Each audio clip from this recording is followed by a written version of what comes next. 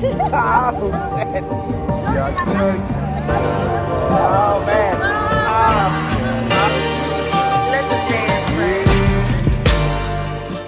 October 11th, October 12th, and 13th, and 14th, I was intoxicated. I drank all of those days. I drank in excess. On the morning of the accident. I was drunk.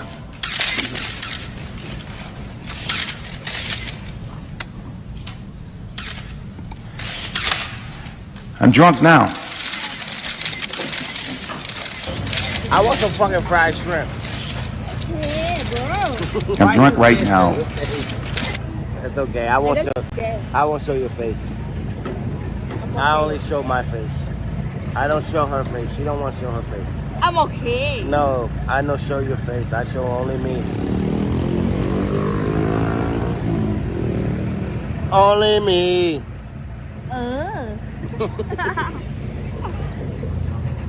You done? Huh? You done? I drunk? You live so quickly. I'm still have fun. I know drunk. I beyond drunk. I'm still have fun, but you say I drunk. You have to eat and this nigga never, ever gonna drive a black man on his bike again. Nigga bad, bro. Nigga so bad. And I know how to ride on the back of a motor. So if you think I'm about to fall, you a fool. Because I've been doing this shit for a couple years now. 7-Eleven, absolutely.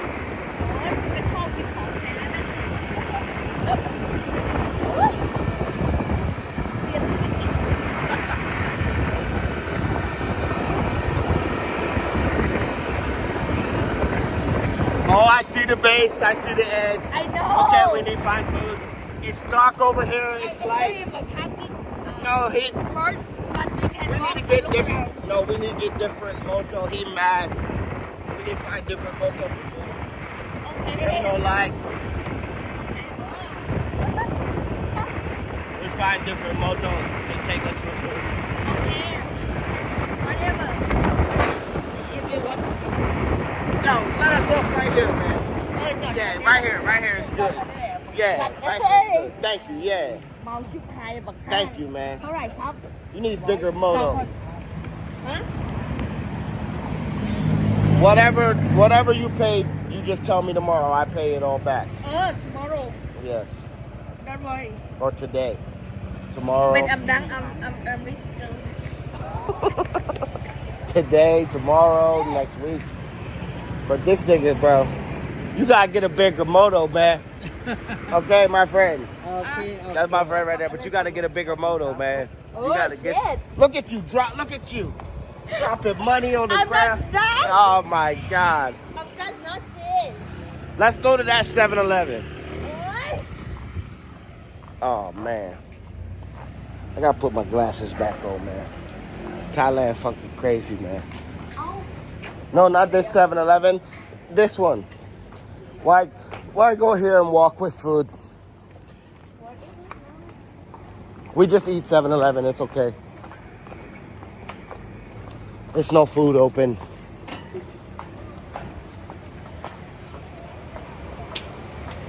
Bro. Fucking Thailand. Crazy. We're going to 7-Eleven for food. I'm hungry. I want some shrimp, but I'm not gonna get no shrimp at this time. Right? No shrimp. Huh? No shrimp now. No, not have now. No have now. No have. Okay, we go 7-Eleven. Oh, Hey! you know, hey, come here. Hey, you very drunk. I drink a lot, but you drunk. No, I didn't. I never said I wasn't drunk. What's wrong with you? Who said I wasn't drunk? I never said I wasn't drunk. But You said I wasn't drunk. I never. did Oh, a lot. McDonald's. Ow, McDonald's. McDonald's. McDonald's. Oh, I found McDonald's. McDonald's. McDonald's. Yes. She's so wasted. Tell the bartender send me 20 more cases. Rockstar lifestyle might not make it. President got him in the White House naked. Looked at the clock and it's there right now. Get a pound, break it down, blow it like trout. Panatella Dutchie, wine in my tall glass. Young money, baby, big shit like a horse ass. Stacks in my backpack, shades on, hat back. Bugatti back black, where they do that at? South Beach, Miami, ho. I'm probably with Tammy too. My life is a video and the women want their cameo. I just want them pantyhose and I'm higher than Geronimo. And I got them tools, tell them boys I can get mechanical. Rockstar lifestyle might don't make it. Living life high, everyday click, waste. Sipping on purple stuff, rolling on spanky. Wake up in the morning, 10 o'clock drink. Party, let's all get wasted. Shake it for me, baby girl, do it butt naked. I'm so wasted, she's so wasted. Tell the bartender send me 20 more cases. Yo, rockstar lifestyle might not make it. Wasted just before we gon' make it. Bitches getting naked off the stones and the bracelet. Said you got coke, I bought a fiend along to taste it. Money come fast now, we ain't gotta chase it. Kush got a nigga feeling like he in the Matrix. Hennessy, Patron, Grey Goose, Aces. Alcohol, tobacco, firearm cases. Double bag, double up, big faces. Tony Montana shit, crib, spaceship, future. Oh man, what's good? Salute to everybody in the building, rocking with your boy Globe on the fourth Wake and Bake, man. I'm up this early because I'm usually in my office by now. I'm usually at work by now. But you know, this is one of them free days that we get in the summertime. You know, you get a couple of these free days. You get Memorial Day, you get 4th of July, you get Labor Day. So I'm up early. I said, fuck it, why not see if we can chop it up with a couple of people in the travel space, man. See how many people is up and come rock with your boy this morning. But I appreciate y'all for rocking with me, man. Like I said, usually up at work this morning, so I said, fuck it, let's do a Wake and Bake and just chop it up, man. Jesus Christ. How much I love Thailand, man. That video reminded me of how much I love Thailand. I got to drop that video. I haven't dropped that one yet. I don't think. Drop that one. I think I dropped that one. But I got to drop that one, man. That's definitely a dope-ass video. It's funny. You know, it's got some good funny moments in it. I had a great time in there. Thailand was a great time, man. There was a lot of moments like that. I just think it was an overload of you know, it's so far that you can't do I don't really feel like a week would be enough. It's so far, but then 2 weeks is too much.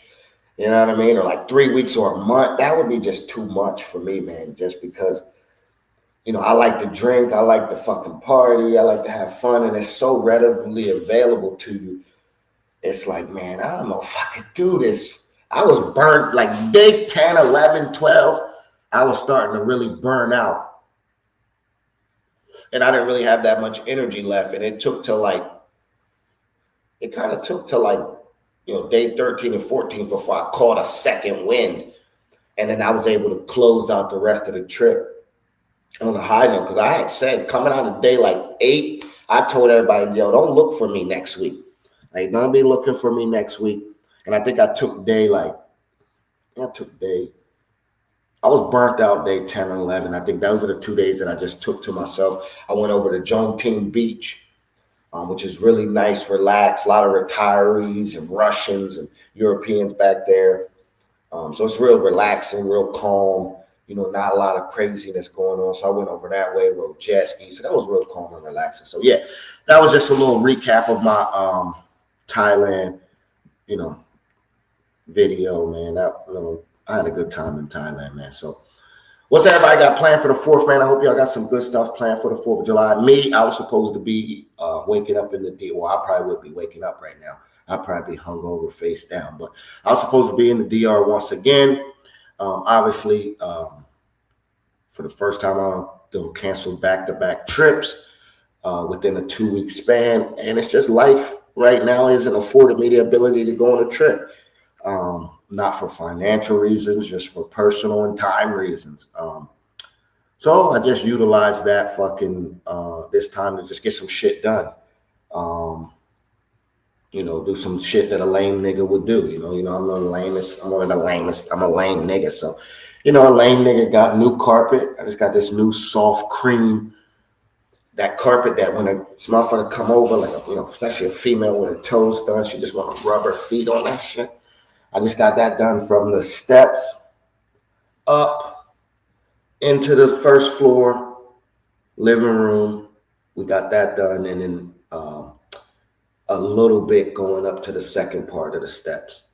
And then he's going to come back this week, and he's going to finish going up the steps, go into my room, go into my son's room, and then go into my daughter's room. And then he'll come back down and finish this room downstairs. The first room downstairs, that's not finished because there's still shit in there that they got to take to their new spot. So they had a stupid sale on mattresses, so I went and bought me a new bed. You know what I mean? I got to start off with a fresh bed, man. You know what I mean? I can't take the old bed into the new situation. So, I got me a new bed. I got me one of them new, it's called a Nest Sleep. That shit was so comfortable, bro. Oh, my Nest. That motherfucker was. I was going to get a Sealy, a Sleep Beauty, not a Sealy. I was going to get a Sleep Beauty memory foam. But, man, I laid on this Nest bed, man. Dude convinced me to get this motherfucker, and it was on sale, so I grabbed that. So I utilized the money that I would have spent, and let me drop the link just in case any of my niggas is up or if somebody want to jump up here. We just chilling, man. We'll go wake and bake, kick it with y'all. So I utilized the money that I would have spent in the DR for 4 days just to get some shit done, man. You know what I mean? Just to get some shit done. So yeah, you know what I mean? We did it backwards because the carpet guy, the way his schedule lined up, I was supposed to paint first. You know what I mean? Like I was supposed to paint the crib first. I wanted to put fresh paint. I'm just trying to redo my crib, you know what I mean? Redo the home space. I've just been busy traveling and, when reset my life. So I started looking around like, man, I want to redo this motherfucker. If I'm going to stay here for the long haul, I'm going to redo this motherfucker. So we just get some shit done. So, that's what not traveling will afford you to do. Not traveling will afford you to get some other shit done. And sometimes you got to I guess it's good that I'm not traveling right now. I said I wasn't going to travel this summer because I got shit to do. And even though it sucks, man, I would rather be traveling. I would rather be, not that I neglect shit because I travel, which I don't. We still get shit done, but I'm able to get more shit done now. So, and I'm able to add do some upgrades to the crib. You know what I mean? Like I said, just got me a new bed, man, which was much needed and much, you know what I mean? I got the canopy top joint. Yo, that shit is so fire. I had to get that. You know what I mean? I'm gonna get the dark curtains go around the side, and I'm gonna hang the TV. I got a whole design of how I'm gonna do my room over. I'm gonna hang the TV from the fucking ceiling where it comes straight down over the bed. Yeah, that shit gonna be fire, bro. That shit, all right, my boy already got the mount and shit for me, so he gonna do it.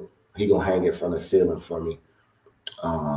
So yeah, man, just upgrading the crib. We're gonna get back to traveling though. If you are looking for a time to go to Cartagena, or if you're not looking for a time, if you're looking for a trip to go on and you want to come kick it with your boys, we're gonna be out in Cartagena at the end of August, going into Labor Day weekend. So you can come out there Labor Day weekend, or you could come out even before Labor Day weekend. We're gonna be out there. Wild Boys are gonna be out there, man. Wild Boys CTG, the takeover. We restamping ourselves as the official Cartagena Knights, man. You know what I mean? We used to be the Cartagena Knights. We just went on tour all around the world. We went to Thailand, Panama, Costa Rica. We've been running through the DR. So now we're gonna just, we just restamping ourselves back in Cartagena, man. that's what we're doing. We're restamping ourselves back at Cartagena. So anybody looking for a place to go, come chill for Labor Day weekend. That's the next big one, man. It's gonna be dope. I know right now there's a good set of people coming out for Labor Day weekend. Like I said, the Wild Boys will be out there Labor Day weekend, and yeah, man, we're gonna this is relaxing. We not got nothing planned. Just pull up to the beach. We're gonna be on Hollywood Beach. Pull up to Hollywood Beach. Pull up to the clock tower. We'll be out there, and just say shit, man. Catch us in the city. We're gonna be moving around. You know what I mean? This is gonna be this last trip made me realize how much I fucking missed and love Cartagena and how much fun Cartagena is. Me and Elroy was talking about it the other day. Like, we love Cartagena so much, but it's the most expensive destination in Colombia, and I don't know why we love it that much, being that it's the most expensive. You know, it's hot. Like, you got so many better destinations. Like right now, Elroy's researching Cali, and because they all about to go out to Cali and do a big Cali run out there, and they researching that and finding out information on that, and it's like, damn, you know, it's like that out there. And then obviously we know about Medellin. I mean, Medellin is a lot, you know, cooler, nicer, you know, more cost effective, but it's just something about Cartagena, man. I don't know what it is. I don't know why, but Cartagena is just him, bro. Cartagena is him. You know what I mean? Like, I guess on an overall perspective, it really just gives you every option here. Like I said, even though it is expensive, because there's nothing cheap about Cartagena, man. I mean, you can find cheaper options, but Cartagena can be expensive, man. Cartagena can run you, you know, more money than, you know, obviously DR. You know, only place that could compete with Cartagena pretty much as it pertains to a cost level is Punta Cana. Santo Domingo, Sosua, the cost level is tremendously lower than if you were going to Cartagena. You know, Medi, and the other parts of Colombia are way cheaper. Thailand was way cheaper, you know what I mean, and still offered more. It's just far, but you know, Cartagena, I guess just for the proximity, the environment, the amount of things that you can do, the amount of options for food and entertainment that they have. And I'm a beach boy, so if you're a beach boy, you know what I mean, I'm a beach boy, you know what I mean. You know, I like being by water. I like being around the water. I like being around the palm trees and the whole atmosphere. That's why my goal in the next I might have to extend it to 24 months. I don't think it'll be much longer than that. Probably about as much time as Diddy gonna get sentenced for is about as much time as I'm going to spend here in this state before I make my next move to another state. And that's just because I have an opportunity to maximize more income. I didn't think I would be. I didn't really think over the past 6 months. I'm kind of was thinking like, damn, man, did I hit my ceiling on this ladder? Did I hit the ceiling on this ladder? But I don't think I did. I think there's a hatch. You know what I mean? Like, I hit the ceiling, but now there might be a little hatch to pop up and climb out and get onto the roof. And there might be another little ladder. And yeah, to the helipad. Now we might be able to climb to the helipad now. So it might extend from 18 to maybe 24, 28 months that I'll be in this state. So I'm thinking maybe late 2026, early 27 before I can make my move to live, you know, by the beach. I want to live near the beach. I want to live in the palm trees. So I guess that's, you know, if you're a beach boy, you enjoy the beach more. So, but, you know, like I was saying, man, this last trip really reminded us how much we love Cartagena. And I think that taking that 10 months off, because it was 10 months since I had been to Cartagena, taking those 10 months off and going to other places that we had gone to, you know, running through the DR like I did, it reminded me of how much I love Cartagena, man, and how much fun Cartagena is. And, you know, just the overall love for that place is still there, man. And that's why we're running it back August. So it's going to be dope, man. I hope some more people pull up. I know some people were hitting me, asking me, you know, when we were going. So it's just all around Labor Day weekend. So days before and leading into Labor Day weekend for me. And then I'm out of there before the full Labor Day weekend ends. But there's going to be a bunch of people there that whole Labor Day weekend. We just want to get out there earlier so I can enjoy Cartagena before the crowd. Even though there was still plenty to do. You know, the restaurants weren't like overly packed because there's just so many restaurants in Cartagena. It was a lot of motherfuckers there. The beach was too insane. Like I don't think I ever plucked anything off the beach. Actually, I've never plucked anything off the beach because the beach was just insane, man. There was just so much shit going on. I was just like, you know, I'm just gonna go down and enjoy the beach and catch me a couple and then hit them up later. You know what I'm saying? But overall, it was a lot of fucking people there for Memorial Day weekend. The lines were long, you know what I mean, at the fucking customs, which the line is always long, but the line was stupid even when we got there, you know what I mean? Like, as soon as our plane unloaded, that motherfucker was at the ramp, if you know what I mean. And then the club was stupid packed. There was a lot of people there, so I like that. But I'm going to try it an opposite way. I do like being there when there's a lot of people, but I'm going to try it the opposite way. I'm going to come out before everybody and then lead into it. And by the time we lead into it, I'll be so fucking burnt out that I'll just be able to just chill and enjoy the whole Labor Day weekend. So, yeah, man, come on out, CTG. It's going to be dope, man. We're going to have some fun. So, yeah, man. Let's go take a quick break. Watch another video real quick. I got one queued up. A couple of. No, not that one. Hold up.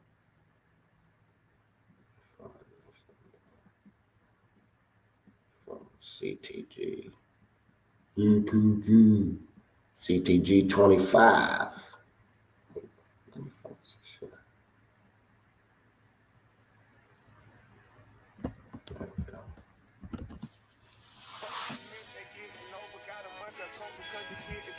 Maintain, I stay the same and maintain it. Safe to say the kid get older. Forever gang, I'm never switching over. Made a lane and niggas can't get over. I can't mess with rappers, they be bogus. Rather get the pack and keep it open. Big dripper stand up in the ocean. Everybody trapping, we get low. He ain't focused yet, but he ain't got motion. Made a half a ticket out promotion. Shout out Switch and Sweet and keep me rolling. But if we get the out, we gotta slow. Ride around with Drake, like we OVO. I got some rats and I want some. Still got a pass in the hood, call it give and go. Keep a nigga, man, bitch in a figure four. Let me fuck when I want, I just come and go. Man, these rackets too deep for these skinny clothes. I might put me in him in some picture boat. Make the braid, this nigga start getting low. I spent time on the racks on the Lambo and didn't even know how to move them motherfuckers go. On my birthday, I just wanna live the dope. Barely fit, but don't play with me, period. Juice follow behind in the years. In the road, I feel like a tourist. I'm the one from the bottom who sold out my partner, the promise, God, the period.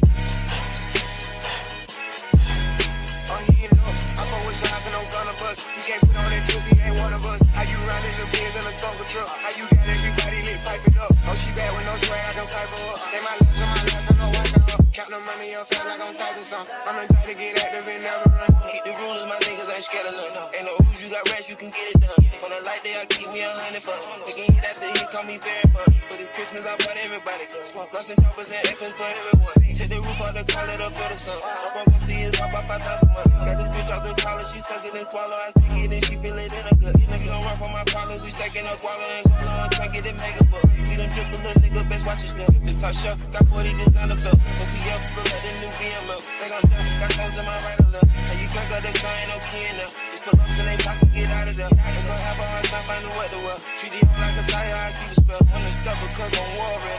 Check the tracks, I'm counting more fake. Sky swelling, smoothly in the prison. 150 flying, bitch, you can't know. But they got me to his temple, the color spit the flavor to the temple. I am not a killer, but I'm tempting. I'm spending rate 5,000 to a ticket. Oh, he ain't up. I fuck with shots and I'm gonna bust. He can't put on that drip, he ain't one of us. came.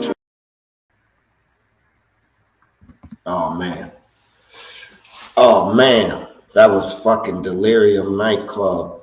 CTG 25 Memorial Day weekend was a movie. Oh man. Whew.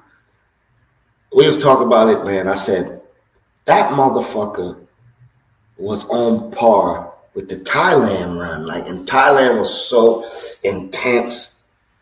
You know what I mean? So much going on every day. This past CTG trip. That's why I said, the only reason why I have been comfortably able to cancel my last couple trips is because the two that I just came off of still got me high as a motherfucker. Even though I definitely could use a trip, I'm still high off of Thailand and Cartagena. Like, I'm still high off of that I'm like, all right, I can hold off potentially until we go in August. Like, I'm cool. I can fucking get everything I need to get done, do what I gotta do, make sure I knock off things that I need to knock off, and and still be able to be all right to go in August. Like, usually by now, nah, man, I wouldn't be able to make it. I wouldn't been able to make it. So that motherfucker Cartagena trip was so dope. And salute to everybody that was out there, man. The Goodfellas, Wild Boys, my guy 215, RC, you know what I mean? Boston Hard, man. It was all of the Goodfellas, you know what I mean? There's a bunch of people out there, man. If I missed you, I missed you. I'm sorry. I'm high right now. My bad. You know what I'm saying? But it was a bunch of good people out there, man. I met some good people. I gotta try to get I want to try to see if I can get my guy Boston. I gotta reach out to him. I want to do a motherfucking interview with him real quick. That was a dope motherfucker. We went to Cholone. We went out to Cholone. I wish I would have got to kick it with him more. You ever get back and be like, damn, motherfucker's actually pretty dope. We should have kicked it more. You know what I mean? I was just so motherfucking busy out in Cartagena. That's another reason why I want to go back with no, this cord plugged up. Yeah. With no, when you take people out there and you got people coming with you, like, I had a lot of people out there that came specifically for, like, to kick it with me on my birthday weekend. I had 4 people with me, and then I had like 4 or 5 other people that just came out and they were just popping up throughout the different events that we were going on. And I cut like one of my people, I'm like, oh shit, man, I forgot you was even out here, man, my bad. So when you go on group trips are fun, but it's a lot easier when you can go somewhere and just move at your own pace. Like I said, I love group trips.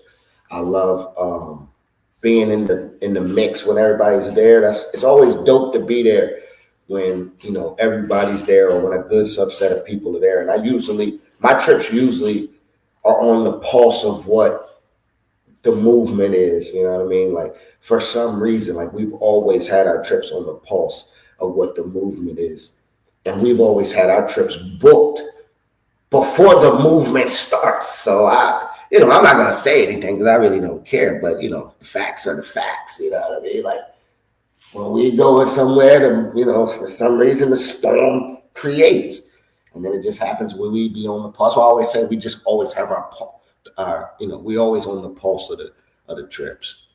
And so, yeah, it's just a lot easier to go. It's a lot easier to go somewhere and, you pop up and there's people there and you can kind of just do your own thing. Solo trips are definitely a lot more doper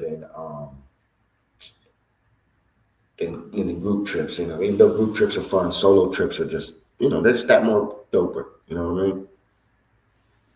They're just that much more doper.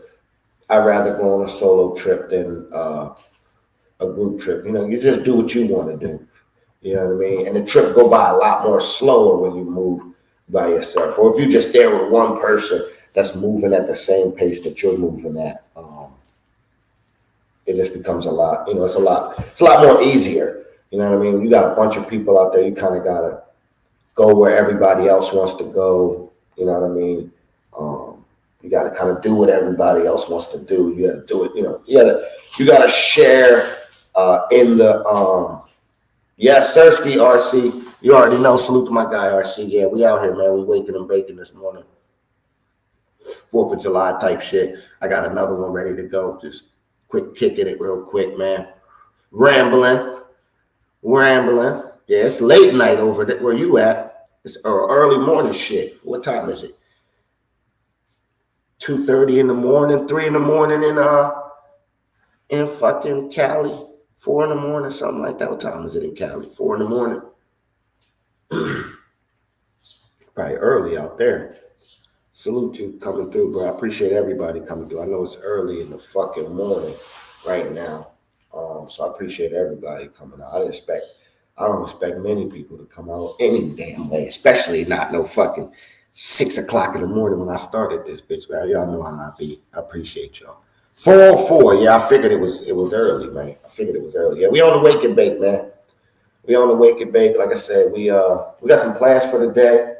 We're gonna go. I think we're going to this lake. We're gonna see what the weather gonna be like. We're supposed to go to this lake and jump off these cliffs and motherfucking, rock climb and fucking zip line, all kinds of obstacle courses and shit they got. And then we got invited to a firework cookout, food, beer, drinks, the works. So, yeah. Shit, it's only going to be in the 70s, man.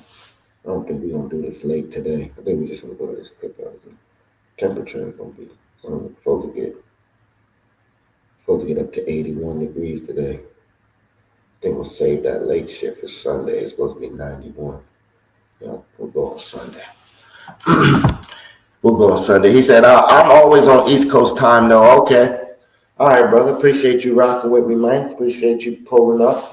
You know what I mean? I ain't got much to really talk about. I'm just rambling, reminiscing, thinking about the next trip. Supposed to be on a trip. And I had to cancel that one. So D Blake, my guy, what up? Salute to D Blake in the building. Al Travel in the building. Appreciate y'all rocking with your boy. Yeah, man. So I was supposed to be on a trip on the 20th. Had to cut that one. Man, that was more for work reasons. And then this one, I had to cut this one just because, just personal. You know what I mean? Family shit, personal shit. You know what I mean? Family first. In most of the situations, you always got to put the family first. So I ain't too upset about having to cancel this one. So we ain't booking no more trips, though, unless we know that we clear. Because this one, I lost 50% of my cheese on this one, on the Airbnb. I didn't read that one right. Usually I read it where you get all your bread back, at least in the Airbnb. And I'll just take it in the Airbnb credit. Like on the one on the 20th, I was able to get that back. So I was like, I'm going to book this different one in Boca Chica. And they only gave me, because it was so close, but I understood. I canceled this one close. You know what I mean? It was only like a week out when I decided I wasn't going. So lost about $100 and some. It's all good. We'll chalk it up to the game. But what up, man? What's everybody got planned for the day? See everybody up rocking with your boy. I'm about to twist me another one, man, so I had to put the cam down. You know what I'm saying? This is a cigar that I got right here. This is a Black and Mild. You know what I mean? This is a Black and Wild. But what everybody got planned for the 4th, man? What's the plans? What y'all got going on? You know what I mean? Chilling with family. Anybody overseas, man? Jesus, I wanted to be overseas for the 4th, man. Anybody else overseas got plans to go overseas? What's the next trips? What's going on, man? What we got? I know my next trip is CTG. If you haven't heard, for the 30,000th time, that's the next one we doing. After CTG, I'm still on the fence about Halloween. I definitely want to go to Halloween. But I just don't really feel like being around no fuckery. And I feel like it's going to be a lot of fuckery this year. I kind of feel like it's going to be a lot of bullshit. I hope it don't, because it's got an opportunity to be a good time. Like there's supposed to be a new club opening up. You know, a lot of people are planning on going, you know, but, you know, always around this time, everybody say they're going, even me, including me. For the past 2 years, I've said I was going to go, and then I don't go. That's because I fell in love with Sosua on the off days. I like the Sue when ain't nobody there, because it's like your own personal oasis. Every time I've gone to the Sue, except for Memorial Day weekend, which Memorial Day weekend is like a soft open, if you know what I mean. It's like a soft open. It's like when a new place opens up and they do that soft open. That's what it's like. It's not that many people there. It's people there, but it's not as much as I've heard of Super Bowl and Halloween weekend. And you still got a good selection from what I've always found what I like there. You know what I mean? Like I've always had fun. And you just, you know, you got the city to yourself. You know what I mean? You got the city to yourself. So, and then we're doing Brazil. We're doing Brazil in January for 2 weeks. My peoples is already gonna be out there that speak Portuguese. So you know, I got a bunch of Brazilians at my job. So one of my guys at my job, he going out there for 17 days. So I'm gonna just square my trip up with him so he can show me how to fucking, you know, show me the real Brazil, show me the real fucking Rio de Janeiro. And he know the ins and outs of that motherfucker because he's from there. And so I'm gonna pair my trip up kind of with his. So that's gonna be dope. So I'm probably gonna do my visa for that in like October or November. So, which the visa requirements are not, you know, I looked at all the visa requirements. It ain't nothing that I'm worried about. So I'm pretty sure I'm gonna be able to grab a visa. I know a lot of people were like, oh, you know, Brazil, you gotta get a visa. I'm like, I looked at the visa requirements and I'm like, all right, well, I'm cool. Whatever they want, I can show them. So I'm good. So we're gonna go January, right before fucking Carnival, and that way we don't have to pay those premiums, man. Because you know, you try to go during February, you're gonna pay them premiums, and I'm not really trying to wait until March. So, I mean, Airbnb prices in Brazil in February are like 3 times the rate. Like if it's $100 a night in February, it's $400 a night. That shit is ridiculous. So I was like, yeah, I'd rather just go Brazil in January. So I'm gonna do 2 weeks out there. I'm gonna go to Bahia because that's where my peoples is from. So I'm gonna go spend a couple days in Bahia. They're gonna show me Bahia because they swear Bahia is better than Rio, and they're from there. So if they say that, I'm gonna listen to them. Said, bro, you're gonna love Bahia. They're gonna be all, you know, he was like, bro, they're gonna be all over you as soon as you get to Bahia because you knew. He was showing me pictures, and I'm like, oh man, this shit gonna be wild. You know what I mean? Because you know, they is the most free spirited in Brazil. You know what I mean? So I'm gonna be with some local joints. So this is gonna be dope. Having somebody that speak Portuguese is gonna be fucking key. Because they're going to be out there. I'm going to pair my trip with theirs. They going for fucking 16, 17 days. I'm going to go for like, you know, about that time period. So I'm going to pair my trip with them. Like, fuck it. That way I just got somebody to speak the language. And basically they was saying like, you know, because you know what we like to do, man. So I was basically like, you know, it was like, we're going to go to Bahia. Then we're going to go to Rio. Then we're going to go to Sao Paulo. And I'm like, all right. And I'm like, you know, I don't really want to waste my time in Bahia though. Like, and they're like, man, it's fucking Brazil, man. So that's all I had to hear. It's fucking Brazil, man. You're going to fucking what? So, yeah, that's going to be dope. I'm looking forward to that. Plus, because Elroy going out there before me. So, yeah. Rise and Grind, my guy 215 in the building. He said, I want to hit Brazil in May. Okay, May of next year. Okay. Okay. 215. Haven't you already been to Brazil? I thought you'd been to Brazil. You done been a lot of places that we ain't been. You done already did Europe. That motherfucker had Europe. That motherfucker had London looking like I need to go there. He had Europe looking like I needs to go there.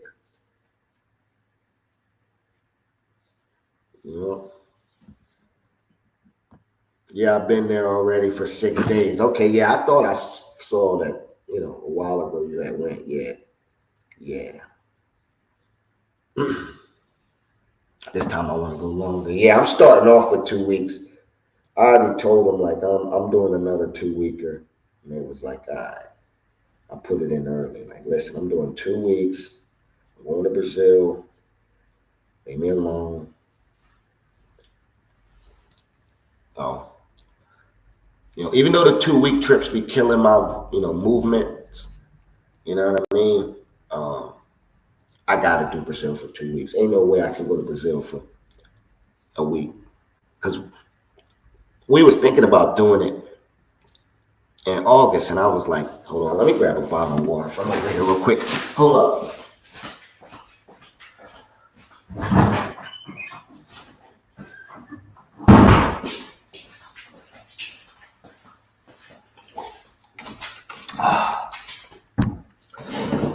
There we go.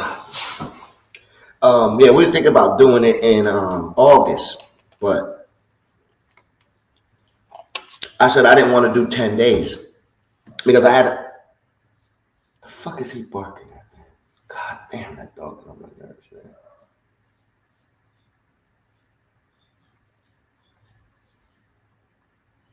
My fucking dog get on my nerves, man. She left her motherfucking dog here.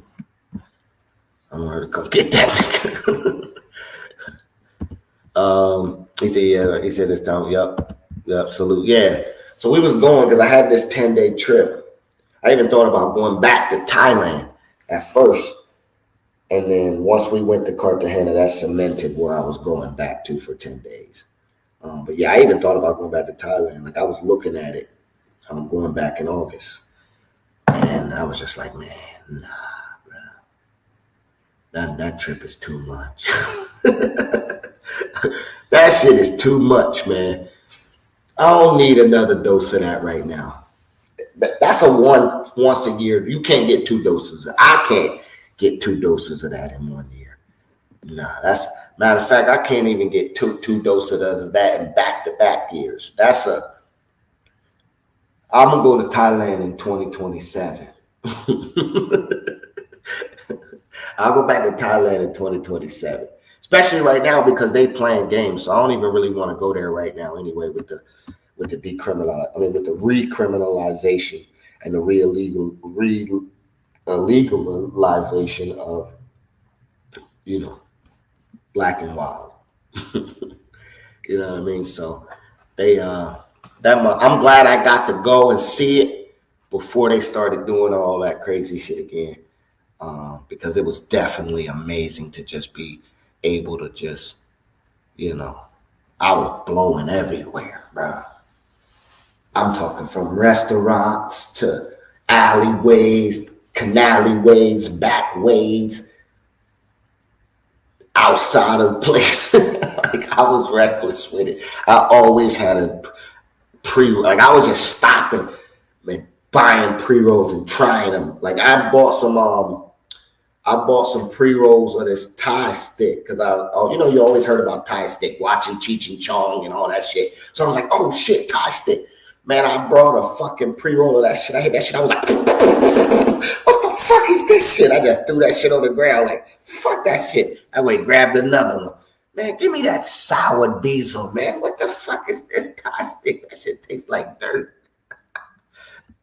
Yeah, so, man, and they had it out there, too, man. That was the first place I went to where they had it readily available on every fucking street corner, behind you, over top of you, underneath of you. Bruh, that place was nuts, bro. Everywhere you turned, there was a massage parlor, a 7-Eleven, a dispensary, a beer bar. But you didn't have to go. I didn't have to do nothing but walk out of my Airbnb. Niggas was like, yo, how did you gain so much weight? Nigga, let me tell you how I gained so much weight. Because one of the best restaurants ever that I tasted with cheap ass burgers and fries and all kinds of shit called Kiss. That motherfucker is right downstairs, literally. Let's just start there. Then the fucking food court was what I called it, Tree Town. That motherfucker is the beast. That shit is just a smoke walk away. And if your feet get tired, you're going to pass 13,000 massage parlors on the way, right? And you can blow the whole time while you're going. Like, that fucking place is insane, bro. Insane. Not to mention the level of food that you can get a nigga to zoom on a moped to you. Let's not start there, bro. They had snack size. Let me explain this to you. I gotta drop this video too. They had snack size 5-star meals.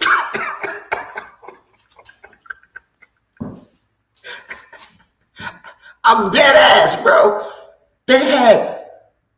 You could get a snack size filet mignon with fucking mushroom and bro, I was eating all kinds of pasta la riz.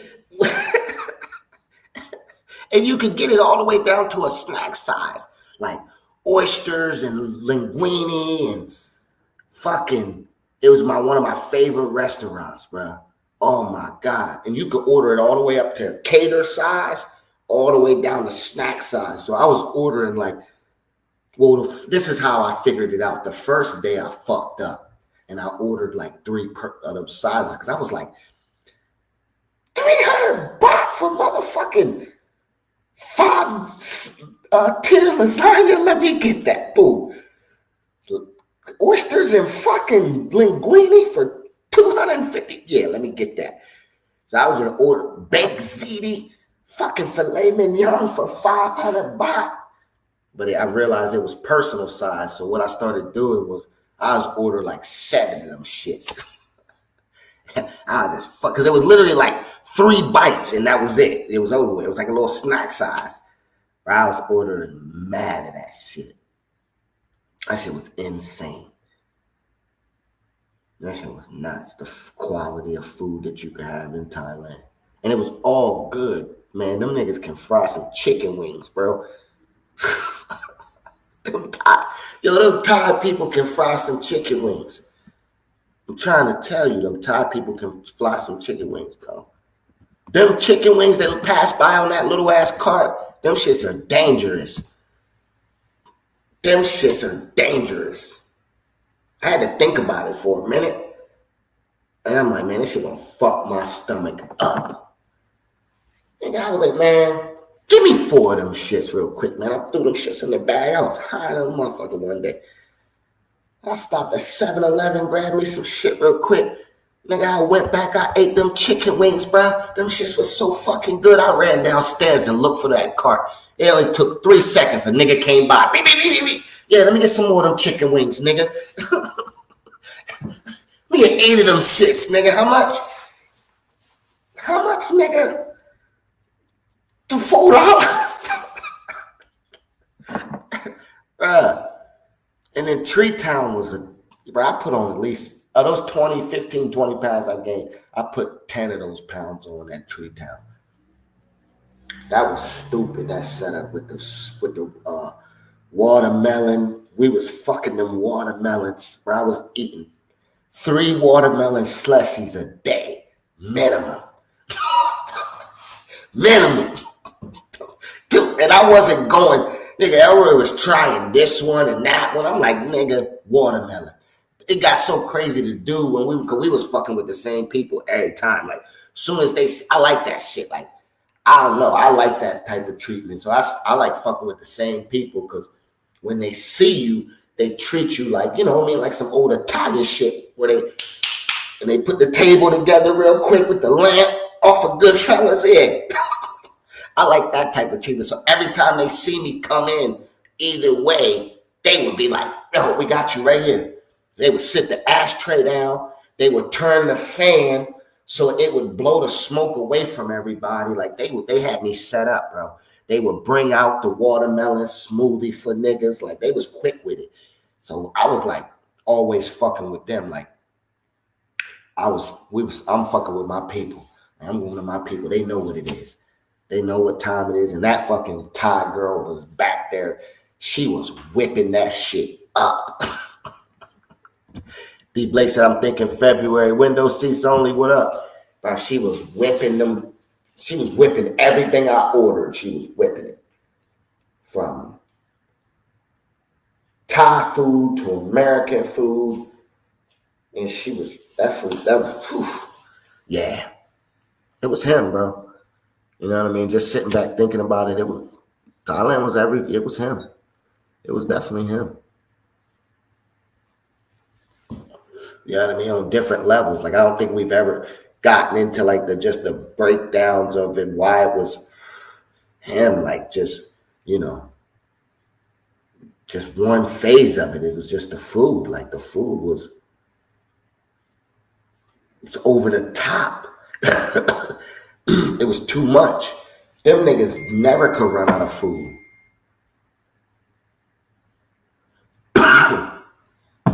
They could never run out of food over there. I don't see how they so small. That's how you know all their food is natural. Because they got so much options for you to eat. Everywhere, though. There's options for you to eat. And there's motherfuckers riding around with food. And you would think not to play with that food they riding around with, but that shit is good. And them chicken wings was fresh, man. I put them chicken wings in the microwave. Man, my face was greasy. Then they got this little lady every day. She be downstairs with these juices. Oh, man. I gained at least 3 pounds off of them orange juices. But I would get like a bag of them shits every day. They was 50 baht. I was banging them motherfuckers, bro. God, I want to go back to that place, bro, but that place is dangerous. That place is dangerous in the sense of, if I was to go to Thailand twice a year, that would be the only place I'd be able to go. And I'm not done exploring now, but I could, though. I could do it twice a year. Like I could, but it would shut me down. I would have to sign a deal. Like, all right, I'm only going to travel twice a year to Thailand. And I'm going to do it for 3 weeks at a time. At the beginning of the year, in January, right? Hear me out. This is how I would have to negotiate with my boss. Like, hear me out, bro. January. This is how I do it. This is how I swear to God to y'all. This is how he be catching on to me now. He be like, I don't want to hear that shit. Don't come in here doing that shit. And I just keep going. I'll go in his office. I'm like, bro, let me talk to you. He's like, what? I'm like, picture it. He's like, fuck that. I don't now. He's like, fuck that. I don't want to hear this. Picture me. I'm like, picture this. Me. Thailand. January. 2 weeks. Jet skis. Fucking beer bars. Soy 6. Soapy massage. What do you say? Oh, man. But I could do it, though. I could literally do it. I'm going back to Thailand in March again. Yeah, man. I want to go back. I do, but it take too much of my time up, y'all. I had to fucking literally make deals. I had to make a deal for my daughter to get to school every day. You know what I mean? I had to promise them a bunch of shit to be gone for 2 weeks halfway across the world. Because you got to remember, I had to shut off. Like, listen. Whatever you say, do, as long as it ain't an emergency, it don't matter. I'm too far away. And they clocked me for every minute of that trip, too. They burnt every minute of which was, I took off 12 working days, and they hit me for all 12 of them. Facts, I had to make a deal for my daughter too. Yeah, bro. Motherfuckers don't realize how you had to, like, going to Cartagena for a week. That's just like, hey, I'm not gonna be here this week. I got some shit I'm gonna go to do. But when I said, hey, I'm going to fucking Thailand for fucking 17 days, and for the first 20 hours, I'm not even gonna be able to talk to y'all. Like, y'all not even gonna know where the fuck I'm gonna be at for the first 20 hours while I transition. Like, I'm not gonna be able, when I catch up to y'all, days have probably have gone by because I don't even know what's about to happen. I'm about to go in a time machine. Like, yeah, I had to make concessions, man. 17 days. And my daughter was freaking out. She was like, because she's a creature of habit. So she was like, whoa, whoa, whoa, whoa. Who's taking me to school? That was her first. She was like, whoa. Who's taking me to school? So yeah, that was I had to play nice with everybody, bro. So it took a lot for me to take off that trip, man. I to pause my life for 2 weeks. Not to mention, it destroyed my travel schedule. It burnt me from being able to travel as much. I only got a week left. I got 1 week left, and that's because they gave us those floating holidays. I really don't even have a week left. Because I burnt a couple days fucking off in fucking March and fucking April. I did fuck off and go take a trip to fucking in the States. It was business, but I was still fucking off too, so that counted. And I took off a day here and there, So I only got this 10-dayer left in me. Once this 10-dayer hit, I think I got like them floaters left. That's it. I'm gonna use them either in October or November. Because I'm really thinking about going away for Thanksgiving. Because I got Christmas this year. So because I'm taking Christmas this year, they got Thanksgiving with their mama. So I'm thinking about doing Thanksgiving overseas. If I could source all the food, I'm seriously thinking about doing Thanksgiving overseas, bro. And if I can source all the foods that I want and get somebody to whip it up for me, baked mac and cheese, yams, collard greens. I know I can get a turkey over there. That's easy work. But, they're going to have all the shit that I want. But yeah, you're right, Tuan. Definitely had to play nice with everybody, man, to take that trip.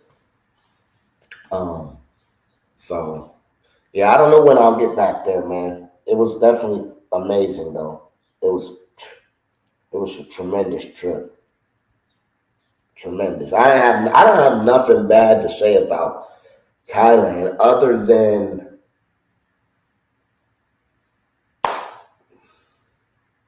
it's far. It's really, really far. And that shit feel like you just went into a time machine. Like, I was loopy, but on the back end, that was what was crazy about it. Is on the front end, I guess I was so full of adrenaline and I had so much, like I was so anticipated on the trip that I didn't get jet lagged on the front end. I caught crazy jet lag coming back.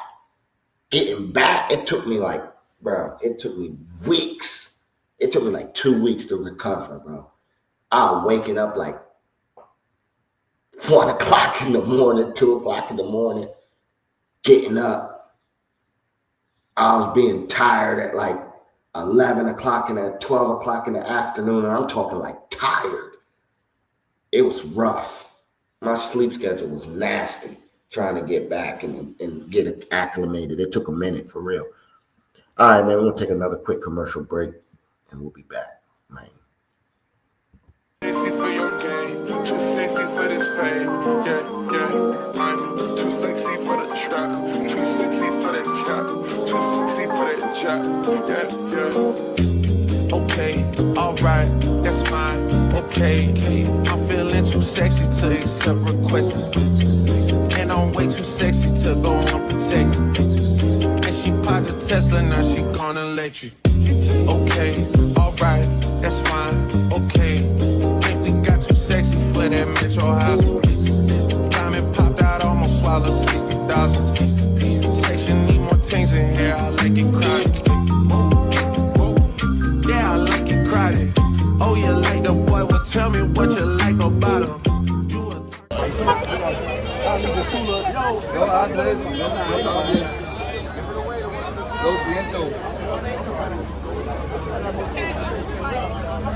Shit lit. On the let out. This shit is motherfucking lit. Mall TV, the TCT. We out here, Cartagena, Memorial Day weekend, birthday boy. It's really his birthday, though. Yeah, it's really my birthday, and it really was his birthday yesterday. No, tomorrow. Oh, it's really shit, my birthday tomorrow. Oh, that's even better. Nah, don't skip me. I thought you Don't was skip handing me. it Don't up, I'm handing don't skip me. We tomorrow. Okay. Well, all right, motherfucker. Yeah, happy. Yeah, so it's turned It'd been a better birthday if I had my fucking shirt. I'm gonna have your shirt tonight. Stop asking me. Son, look at this nigga 215. You said tonight, huh? Got him tonight. Oh man. CTG. Salute to the good fellas. Salute to my nigga J Mog. That's my nigga. J Mog a cool ass nigga, man. Salute to him. CTG was really like that though. Did you see it? It was really deep like that. It was really fun. Yeah. I had a good time. I'm ready to do it again. We're going to run it back one more time, coach. What Jordan them say? We're going to run it back one more time with you, Coach Jackson. We're going to run it back one more time, Cartagena. You know what I mean? What made this trip so epic, Globe? I interviewed my damn self. You know what I mean? What made this trip so epic? That's the question. Why was this trip so epic? I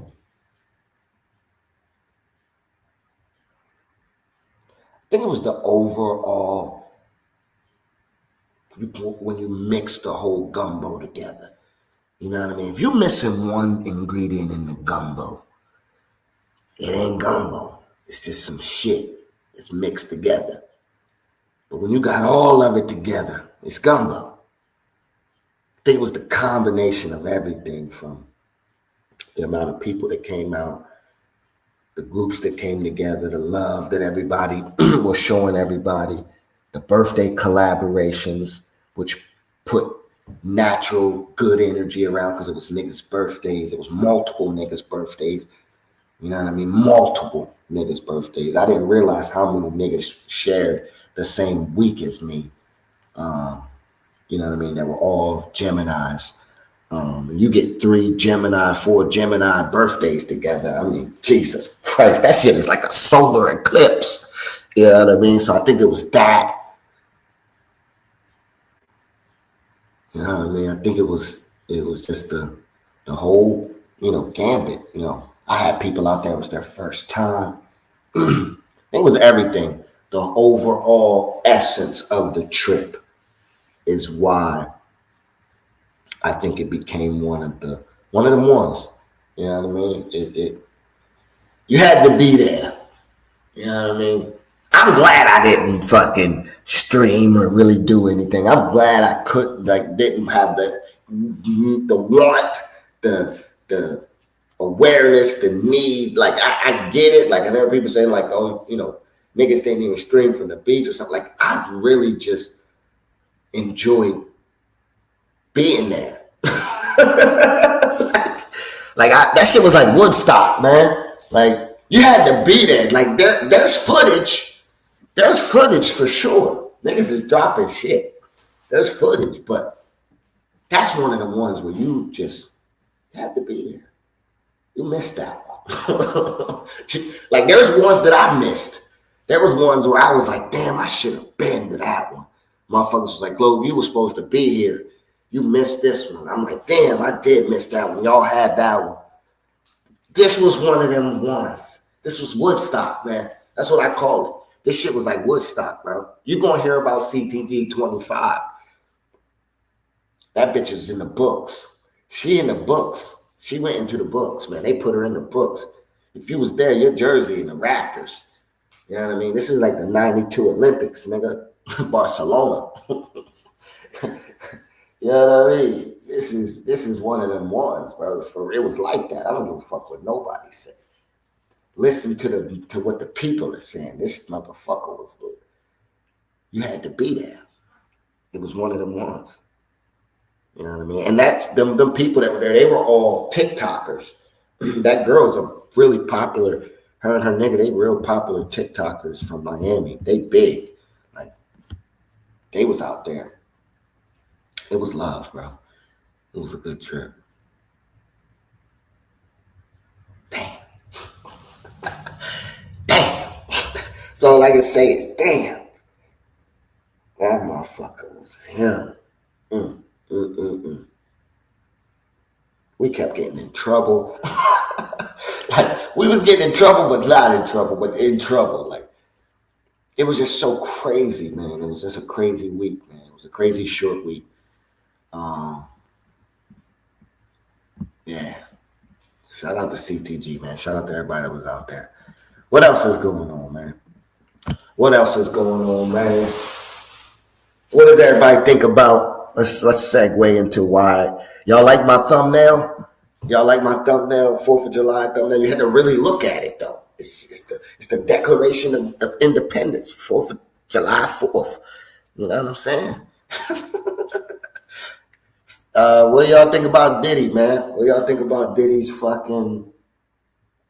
I don't think I've been back since the last time I did we did this live at 5, but I had a not a bad close to my week, but just I got busy towards the end of the week, just getting everything set up for the 4th of July to make sure all my people could enjoy the 4th. But last time we had spoke, he was the verdict was coming in. You know what I mean? The verdict was close, and the verdict was coming in, and we had known that he wasn't going to be getting charged with the RICO, but now we see they only charged him with 2 out of 5, the more serious 2 out of 4, whatever it was. The more serious charges were dropped. I believe he's going to get 2.5 years. I think he'd get maximum 5 years with some years suspended for probation. I think they're going to make him do all types of reforms and community events and charity and all that type of bullshit. Not that stuff is bullshit, but I'm just saying they're going to add all that shit onto it. Like they're going to add all that on it. But ultimately, I believe, like I said, it was, when I talked to people early on and no one could understand what I was saying, and I missed that live, but I heard the Goodfellas talking about it. I forget who exactly was saying it. One of the Goodfellas was saying it, but that was, I've said it from the beginning. You could go back to any platform that I got on and we talked about this. This was a knee. Diddy had to take a knee.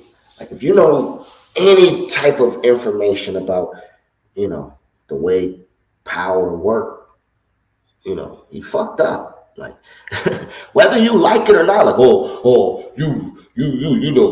that nigga go to, like, but that's the way the world works, motherfucker. Whether you like it or not, he pissed some people off for sure.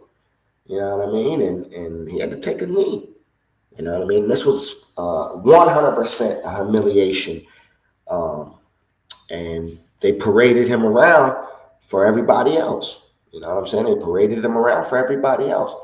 They even took a shot in the dark. You saw it was a dark room shot. It was one of them come past your house and lick a shot off in the air, or come past your house and throw a brick in your window, warning to Jay-Z, his best friend. Nobody forget that Diddy's best friend is Jay-Z, whether you like it or not.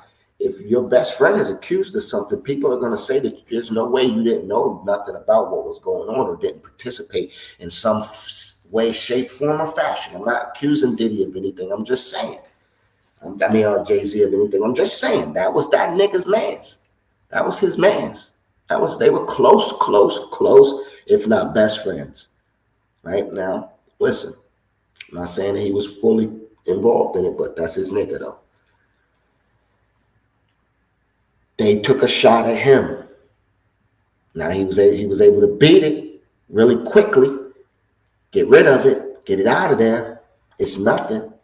But I think that was the whole purpose of it anyway.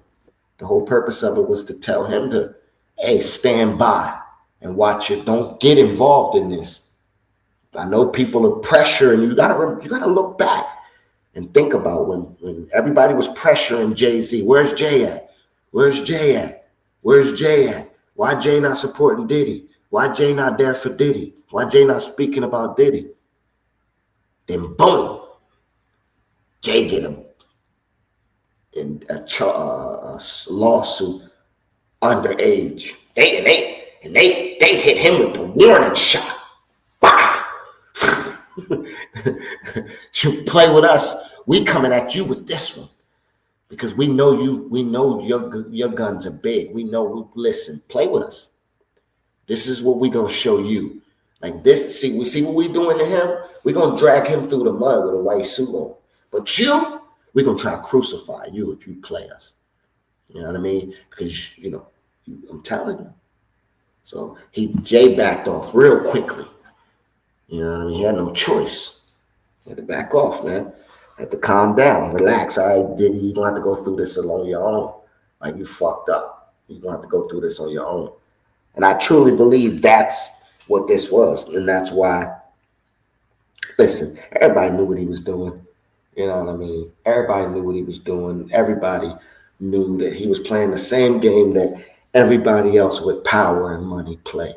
You know what I mean? You got a little bit of money, you got a little bit of power, stature. They all play these games, man. A lot of them play this game simply because it's easier to play this game and not embarrass the household. You know what I'm saying? You'll get a lot of powerful, rich and powerful that their wives, will be like, listen, don't embarrass the household. Don't bring no children home. And don't bring no diseases home. But listen, enjoy yourself. Come home.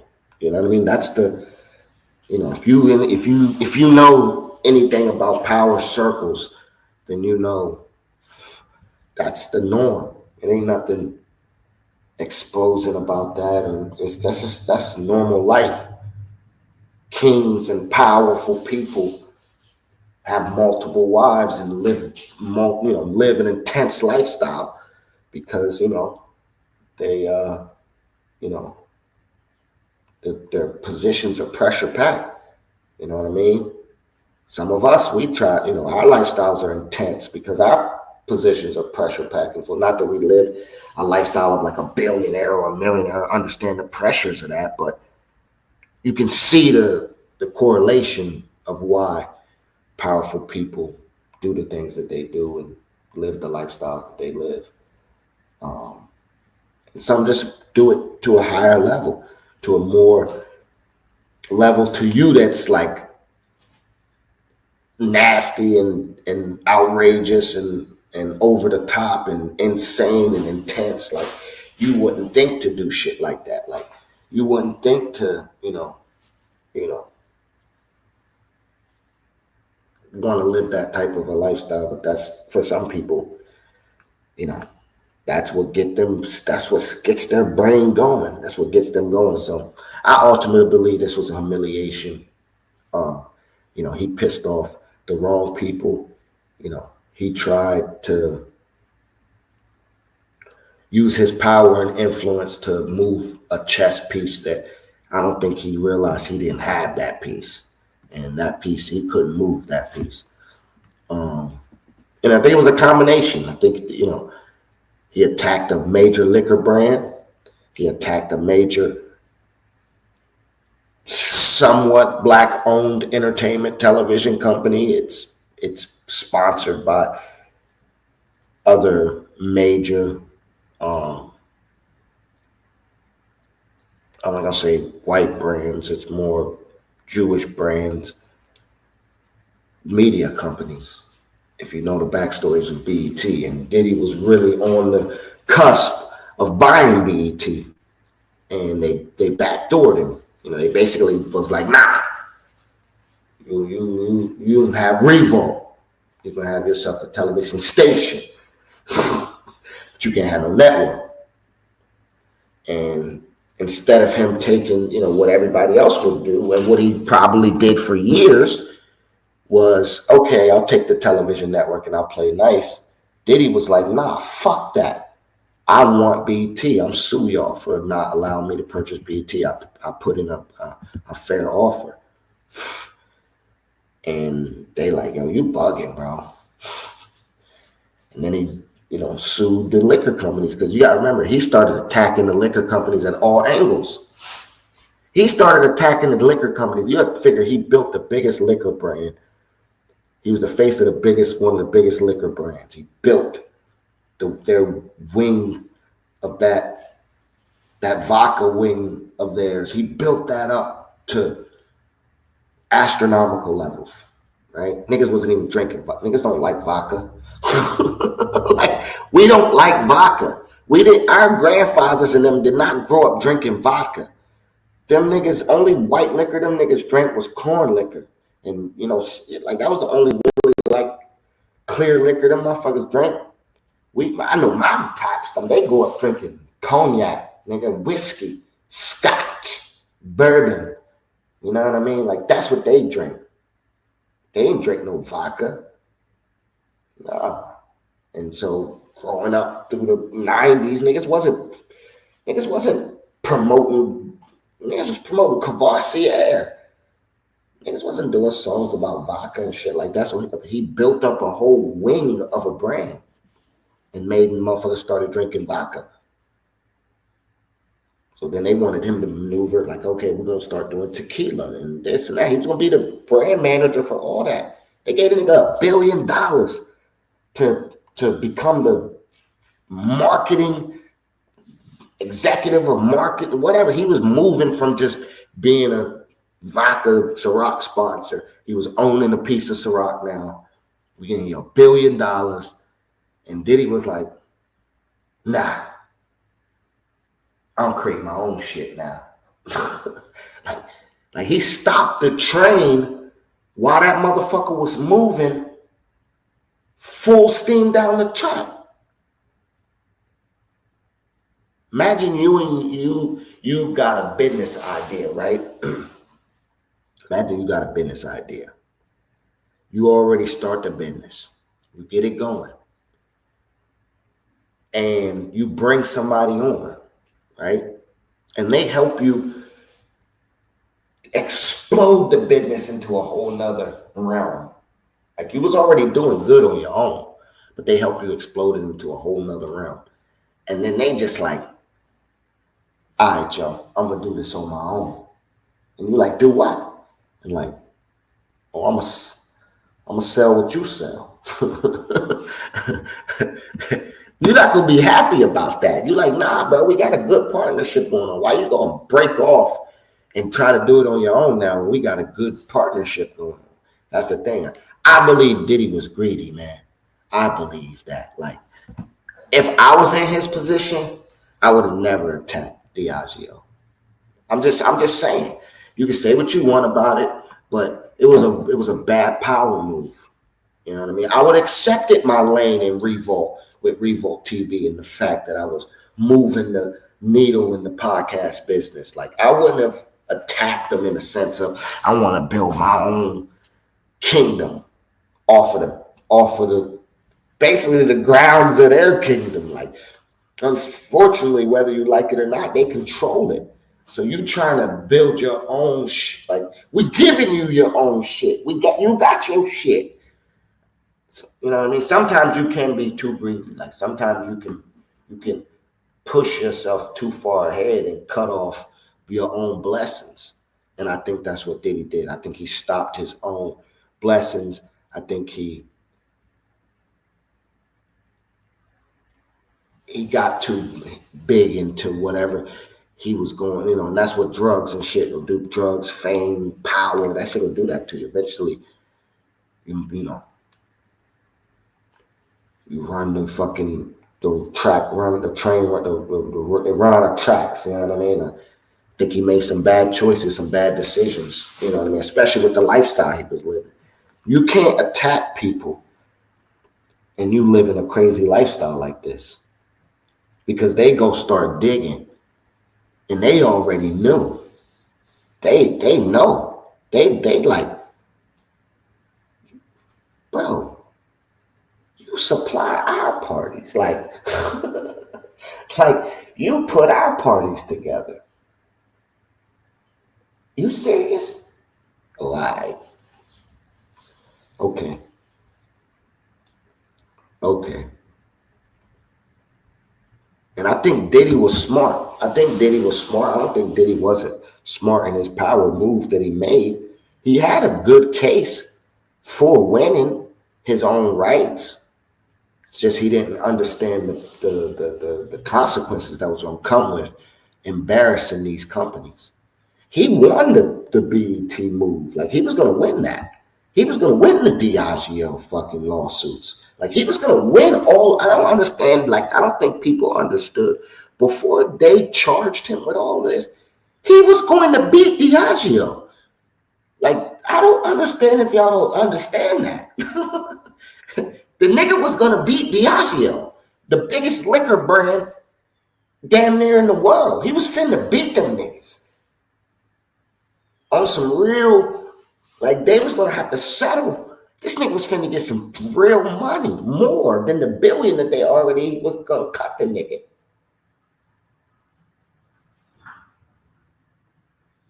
He was not going to win BET, but he was going to win a bunch of fucking money in legal fucking for BET.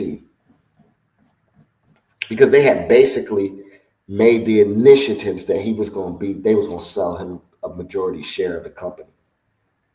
Like, you got to do your backdoor research before you make. That's why I don't like when people just start making assumptions of what, without, doing, even I could be wrong, but I'm coming to you with backdoor research and information and facts that really what was going on and what I truly believe led to, come on, man, Rico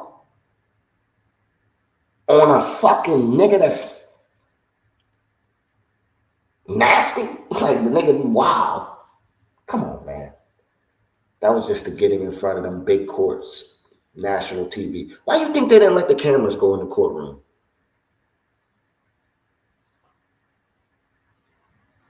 Because it was not about y'all seeing justice being done and being handed out. They knew what was going to happen. They knew that from the Young Thug trial, they knew everybody on TikTok, everybody on YouTube was going to formulate their own opinions and these little fucking chats and conversations, and the public humiliation is set up. It's ready. It's ready at an all-time high. See, we're not going to let nobody in the courtroom, but we are going to let media personnel in the courtroom, right?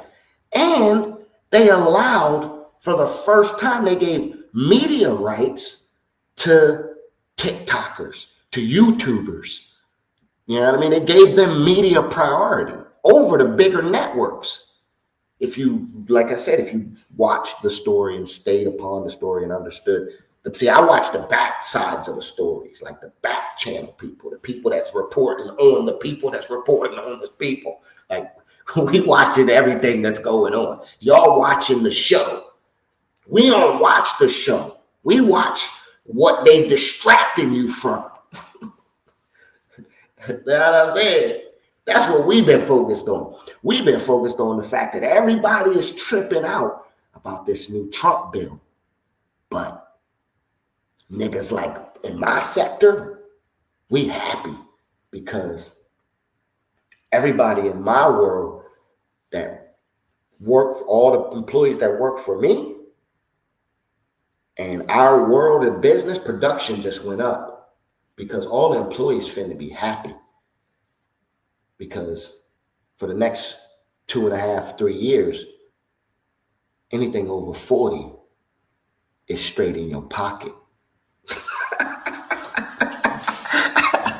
So niggas is mad at Trump right now, but if you is a working, person, anything over 40 go in your pocket. You know what I'm saying? Now, so people screaming about, oh, he's gonna make people work for food stamps. Oh, you gotta work to get food? I ain't know that. I didn't know you had to do that. I guess when I just go in the store, they just give me my shit, huh? You know what I'm saying? Like, so anyway, I think this was a public humiliation. Ultimately, they had it set up for him to be humiliated on TikTok, on YouTube, all the channels. They just wanted people to see, and wanted to teach, let him know, like, it's over with. You can go retire on some island, and that's that. You know what I mean? Don't do that again. Like, don't none of y'all do that again. Jay quiet for a reason. Jay in Paris at the fashion show. Jay don't want to lose his status. Nigga, they don't care about that money. They just power players. They took him off the jet. Diddy was the podium. You know what I mean? He was on the top tier. He was playing with the big dogs. You know what I mean? He was one of the head powerful minority billionaires. He had power, real power. Diddy had real power. He had a television network. That's power. They gave that nigga a play. He had a television network. He had one of the most, he had control of one of the biggest podcasts of its time at the time. They gave him that. Well, they allowed that to be signed to Revolt TV and not nothing else. You know what I mean? Like, here, Diddy was a power player. He had a lot going on. And they took him off the totem. They like, all right, we're going to knock this nigga down. That's power moves, though. That's how the world works. You don't get to choose how the world works. You get to choose how you play in the world. What pieces you maneuver in and how far up the fucking chessboard you get to go. That's it. You don't get to choose. You're either born in it or you're born out of it. And then you just figure out a way, like, to maneuver to reap a better lifestyle until it's over with. That's it. There ain't really nothing else. You don't get to choose you don't make no no power moves. You don't make no decisions. Motherfuckers think that the world ain't made off of fucking decisions by the power players. It is, unfortunately. And most of those power players, actually, none of those power players are minorities. So to have one who was he has some power. They like, oh, nah. Nah, dog. You're not finna do this, Dow. You're not finna do this. They own the television networks. You don't think that they didn't have that fucking tape? They had that tape. That's why it became the centerpiece for the whole entire, get everybody to allow them to. Everybody was like, what they gonna charge Diddy with? Like, what they gonna charge him with? Like, what did he do? Everybody thought it was gonna be about some children. So at first, everybody was like, yo, if he gets charged with child, like, nah, the nigga wasn't into none of that shit. Nigga just nasty. Niggas been saying that for decades, though. Motherfucking The Simpsons told you that shit. South Park told you that shit. Every character, he was nasty. They was scared of it. You know what I mean? You couldn't do nothing about it, though. He was powerful. You know what I mean? He was powerful. So I believe this was a humiliation. That's why the judge even made if you read the jury instructions, it was some of the most complicated jury instructions ever on the major charges. On the two charges that he found guilty of, a fucking dog could have found him guilty of that based upon those instructions.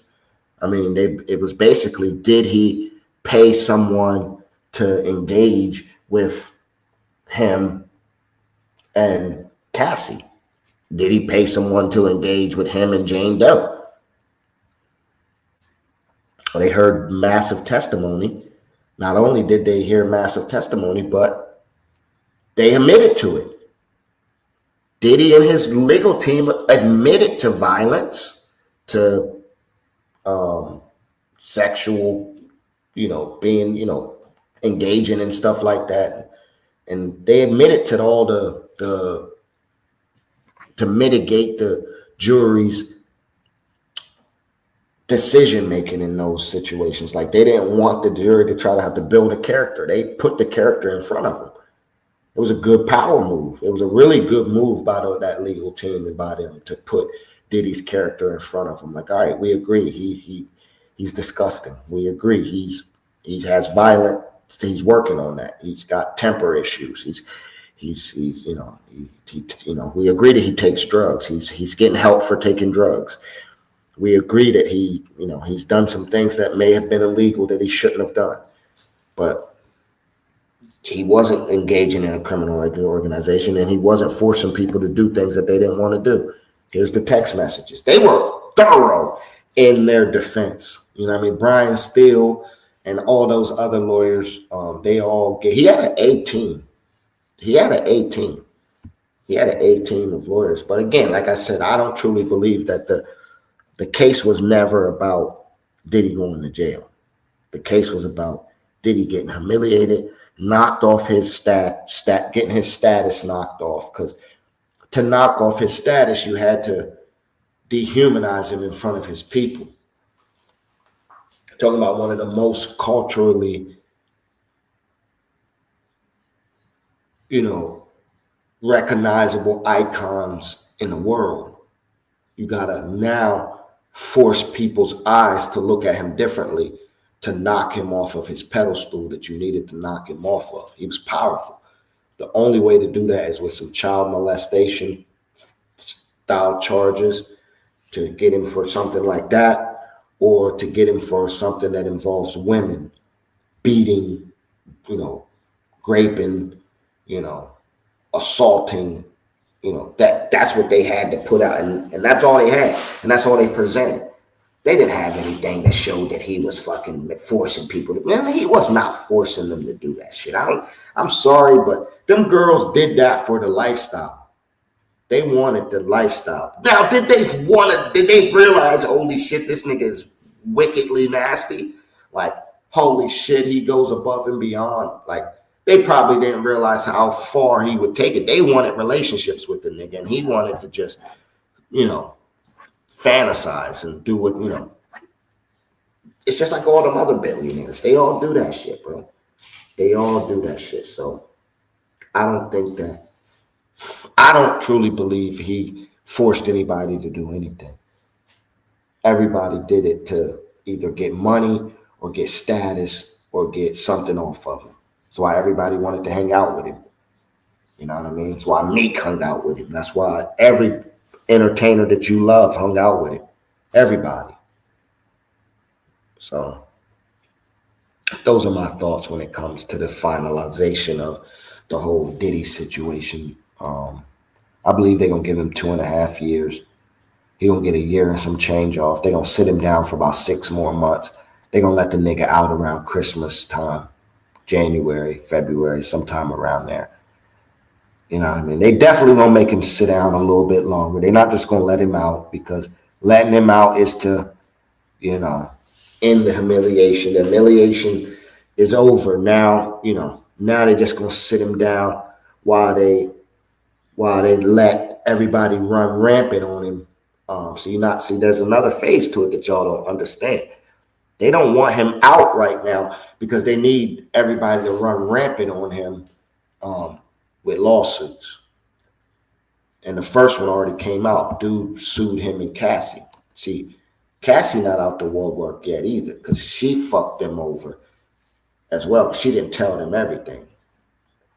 So they finna come after some of that bread she got from Diddy too.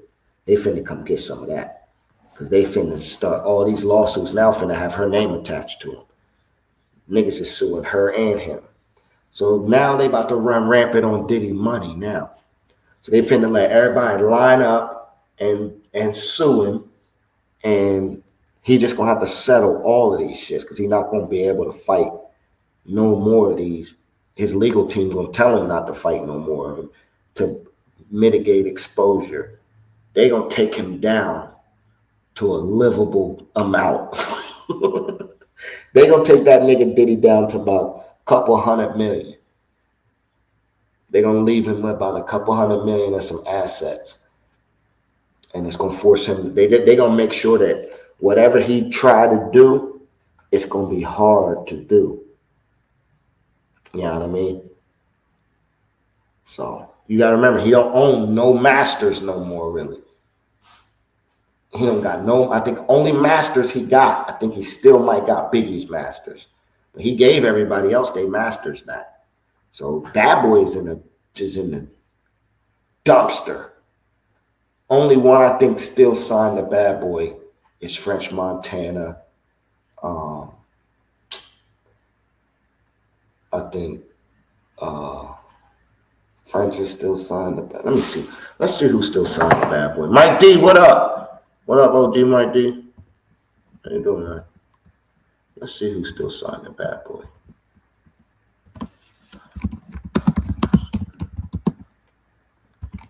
Look, that shit come right up. I'm not the only one. Look, I was right. I be knowing my shit, man. I be paying attention. French Montana, Janelle Monáe, and Machine Gun Kelly are the only ones signed left to Bad Boy. It says, currently, there aren't many artists publicly known to be actively signed to Bad Boy Record, as the label has shifted its focus. While Diddy did revert publishing rights to many of the original artists, some recent additions to the label include, it's still French, Janelle Monáe, and Machine Gun Kelly. That's it. That's it. That is it. So, that label is in the dumpster. None of them are pushing really. Machine Gun Kelly and French are doing okay. Janelle Monáe, she not pushing no units really. She pushing a little bit, but not much. French ain't really pushing too many units right now. Machine Gun Kelly just came off a huge tour.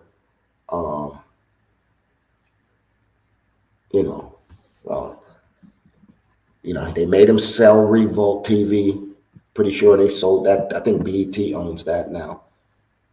Anyway, or one of their subsidiary companies or closet companies own it, or shell companies own it. That was that power move to let him know what's up. He got that letter in the mail. That shit said a BET parent company. Diageo bought De Leon and all that shit. He look at his DeLeon sale, that shit say sold to this company, a Diageo parent company. That's how they humiliating this nigga. They humiliating this nigga by showing him all the moves he was trying to make. They making them for him now, on back doing them. You know what I'm saying? They killing this nigga. But that's my end on that. You know, I never thought Diddy was guilty of anything. I always thought it was, you know, I always thought he was a character. He was funny. He always made people uncomfortable. You know, I always respected Diddy's power. You know what I mean? How he could get from A-list movie celebrities, superstar, NFL, NBA, NHL, MLB, you know, drug dealers, rappers, billionaire investors. He could get everybody to, you know, come around him. You know what I mean? He was the life of the party. He was that motherfucker that you wanted to hang with. I always respected that. I always respected that he was the light bulb. You know what I mean? No matter what you felt about the nigga or no matter what the nigga did, your favorite whatever, that was their favorite person. So I always respected that. Like I always respected I've always been a big, you know, supporter of Diddy. Like I always respected that brand, that power, that I never respected the accusations about him being gay, or I never thought it was true until all this shit started coming out. But I always was an opponent to say that shit wasn't gay. I don't believe that anymore. I kind of believe that it might be true. But, you know, I don't judge a nigga for what they do personally. I don't care what you do personally if it won't affect me. You know what I'm saying? Like, I'm that type of person. Like, nigga, if that's how you get down, get down. Just don't let that shit cross over in my fucking world. You know what I'm saying? You know, all the other wild party shit. Yeah, everybody likes to party and get wild, nigga. I tell this all the time, man, nigga. Your barber is wild. Your fucking, you know, your neighbor's wild. Your fucking mailman's wild. Like, you don't know what people do or what gets people going, or you would be surprised, man. You'd be surprised if you got to see a snapshot into people's personal lives when them doors closed. The motherfucker that you least expect, that you like, nah, man, that nigga, no. Man. That nigga like his back of his earlobes played with. Like, you know what I'm saying? Like, everybody got their own little shit, so you really can't judge a motherfucker for, you know, society norm. You know what I mean? A lot of people are copycats. From when it comes to clothing, to music, to, you know, everybody copies some form, shape, or something, but some people are just like everybody. Oh, I gotta go have these new shits they drop Friday. I gotta have them, and everybody in the club got the same shoes on. Like, or I gotta have this hoodie. I gotta have this shirt because it says this, and everybody go see that. Be like, oh, he get money, or yo, you got the new shit, man. Like, some people don't live off society norms. I always try to go against the grain, or piss off the normal. You know what I'm saying? So you get people like that, and I think that's what Diddy was all about, like going against societal norm and going against the grain and just doing shit his way. And I'll say what you want to say about it, but it's over with, man. Nigga going to jail, nigga come home. Don't piss off people that got more power than you. That is the moral to the Diddy story. Know where the power lies at, and just leave the people with the power alone. You know what I mean? People can make power moves against you. Make sure you got all your shit in line when you make a move against a motherfucker. You know what I mean? Don't just be out here blindly making decisions, man, that may affect other people. Or, make sure you got your shit in order before you start trying to make a power play or power move like that. Diddy didn't think this one all the way through. I bet you he will next time. Bet that. Bet that. Oh, man. Let's take a quick break real quick, and then we'll switch the subject. Bit of 360, windmill when I left the sea. That's that action. Her best work on her knees. Too sexy for this cash, too sexy for this serve, too sexy for these pills. I'm too sexy for this. I get cash wherever I fly, got bitches sexing on me. Money, cars, and all the jewelry, make a business sex. Too sexy for this chain, too sexy for your game, too sexy for this fame. Yeah. Too sexy for the trap, too sexy for that cap, too sexy for that chop. Yeah. Sexy, camp, fitty, work kitty, spaghetti, this paper, I shred it, I sweat it, no sweating. I saw you,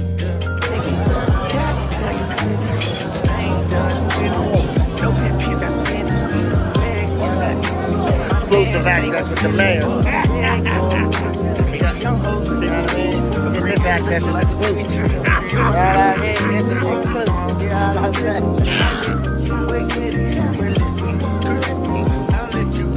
Back.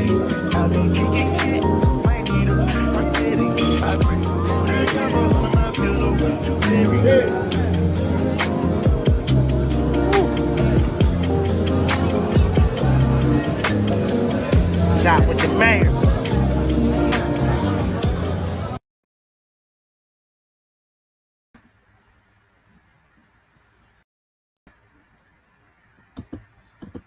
Oh man. Salute to my guy Bandana.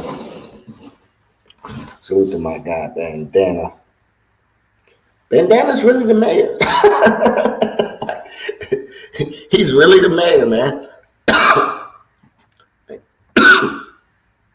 You know what I'm saying? We was really 20 deep on the block with Bandana and Danger out there shooting a music video, and 12 didn't say one fucking thing. They moved past us a couple different times, and not one time did they tell niggas to move off the block. I'm with the man. You know what I mean? I ain't got to go nowhere. That was cool, though, man. That was a cool little music video. Let me see if Danger actually, did he ever drop that video? Because we was in it. I was definitely in it. I was really in it, though.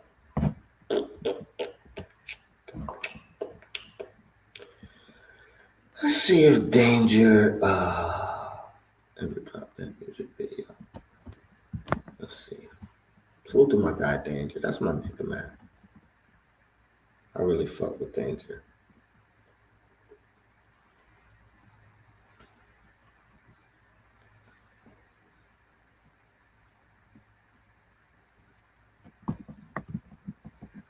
That's Easter week.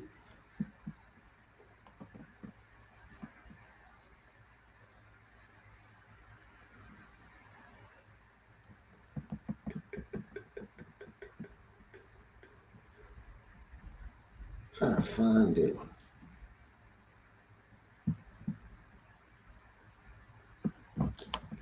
Shit. Don't look like he fucking dropped it yet.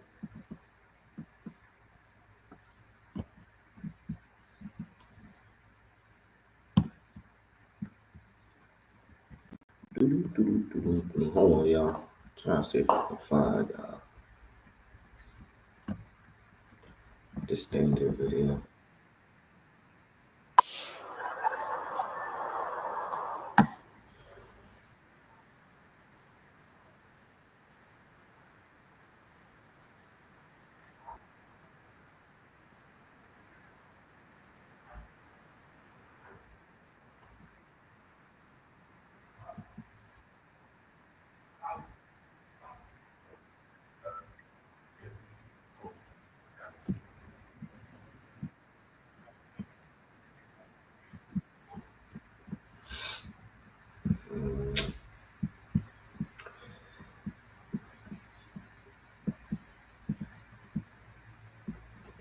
see it, man.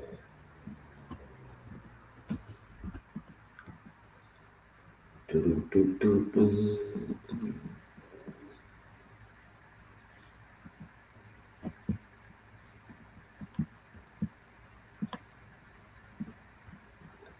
don't remember which one he did it on.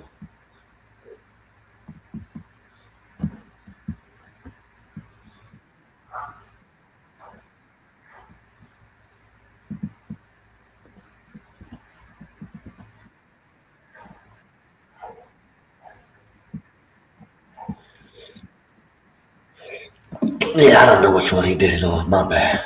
I don't know which one he used.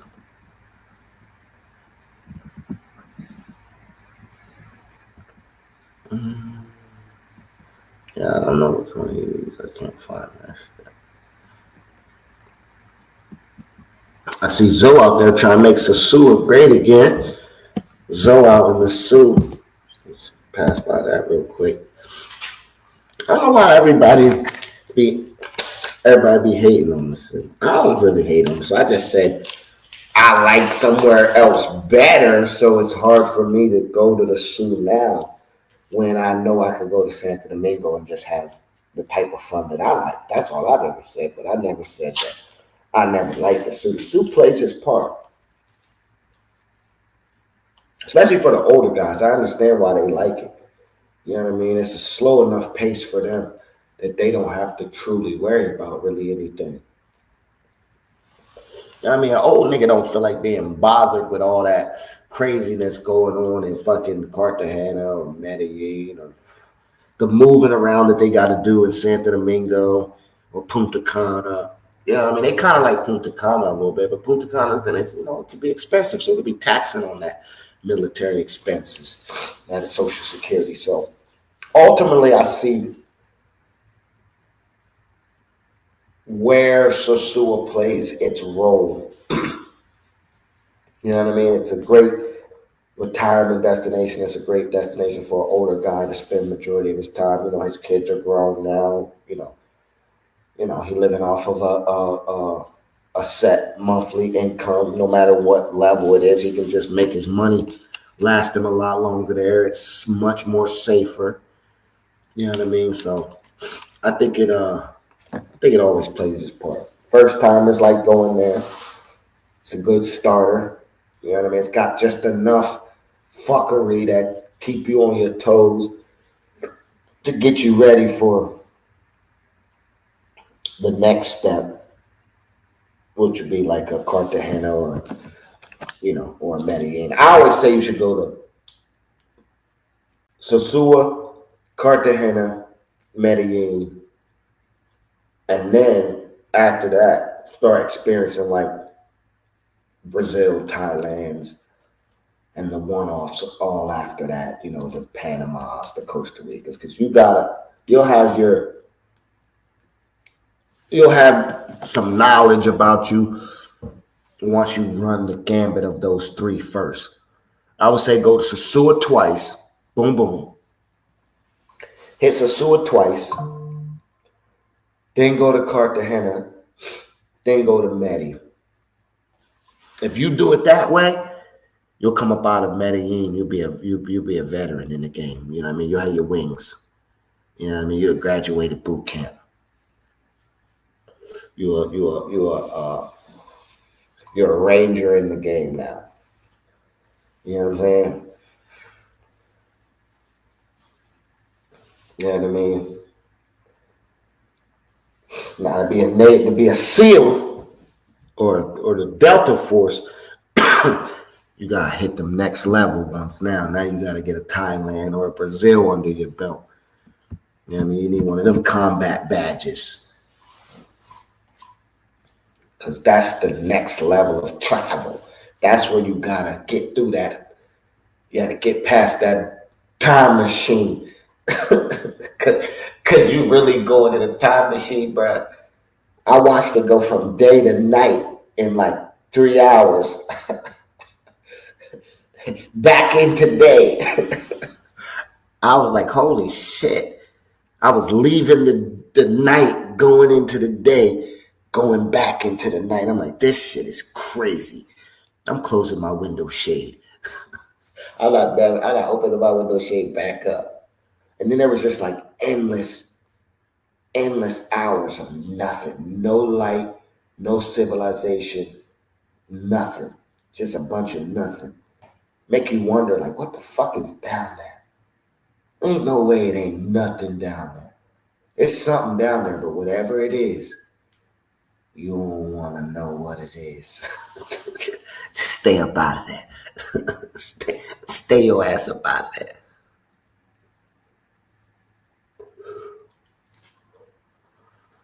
But I didn't find the flight to be that bad, though. The flight back wasn't bad because I was tired. I was fucking exhausted. But the flight out, it was pretty fun. You know what I mean? Like, I enjoyed myself. You know what I mean? They fed you in the right order. And I was fully prepared for that flight. Like, I was over prepared. You know what I mean? And I had everything I needed on the flight.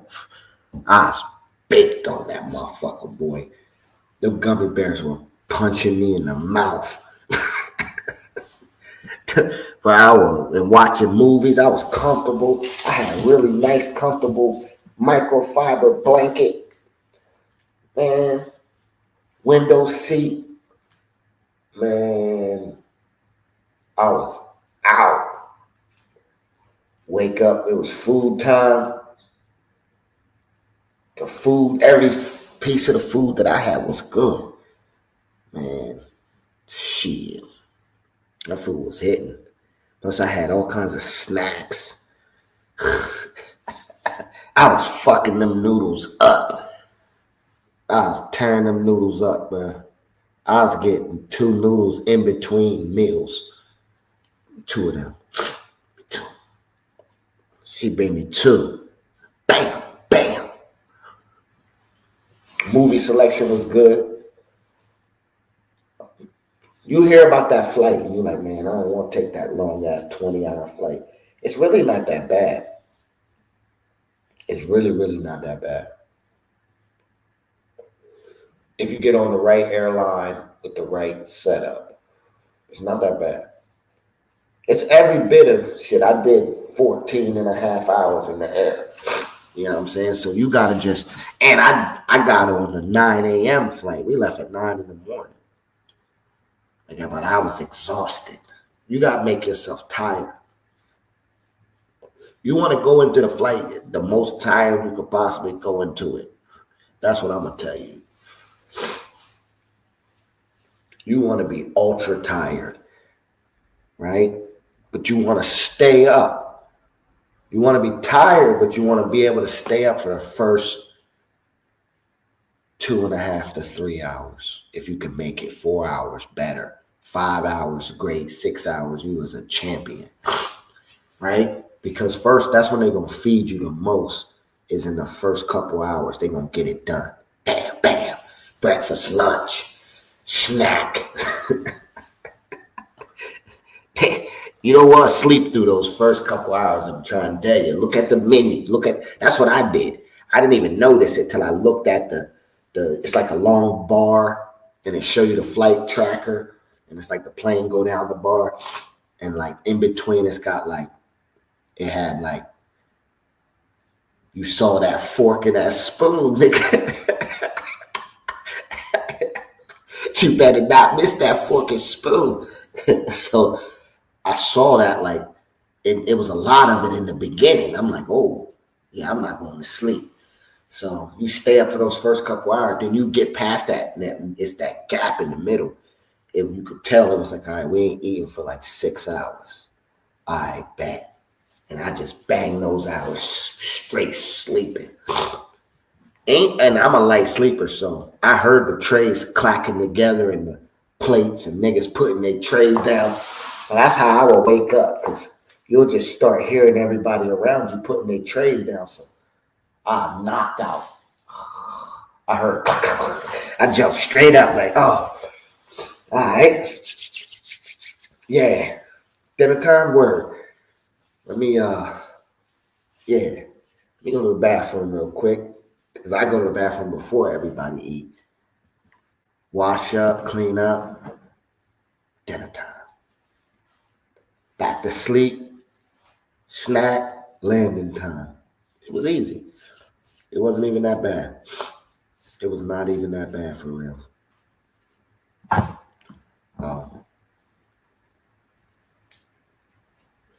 It was not even that. Only mistake I made was I should have went straight to patio.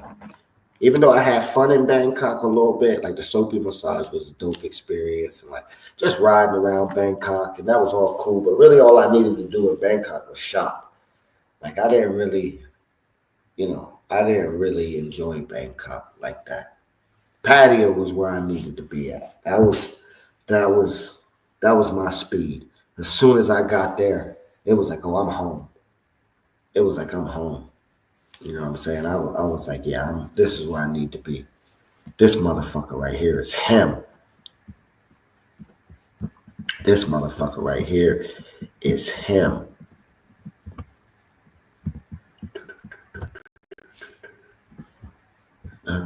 Let's see. Excuse me. I don't know why I was setting my nose. Every time I'm in this fucking garage. All right, yeah, I've done a couple joints. We're gonna check out some of some of the Thailand footage that I did drop. Let's see what we got. This was dope. This was called 20 seconds. It will take a while to make you smile. Somewhere in these arms are on your side.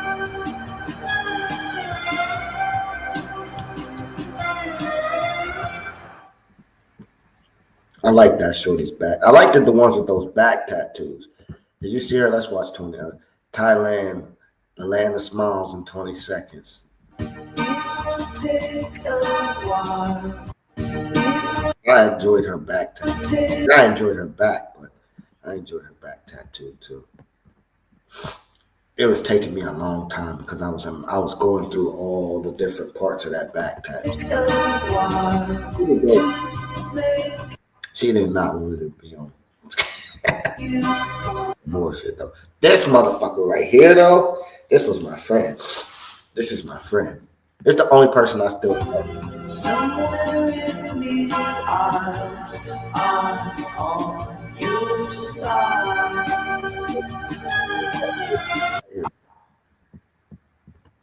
Hold on. Her.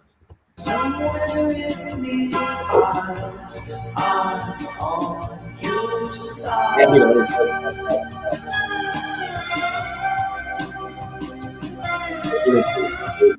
Yeah, that back tattoo was stupid. Let's watch this one.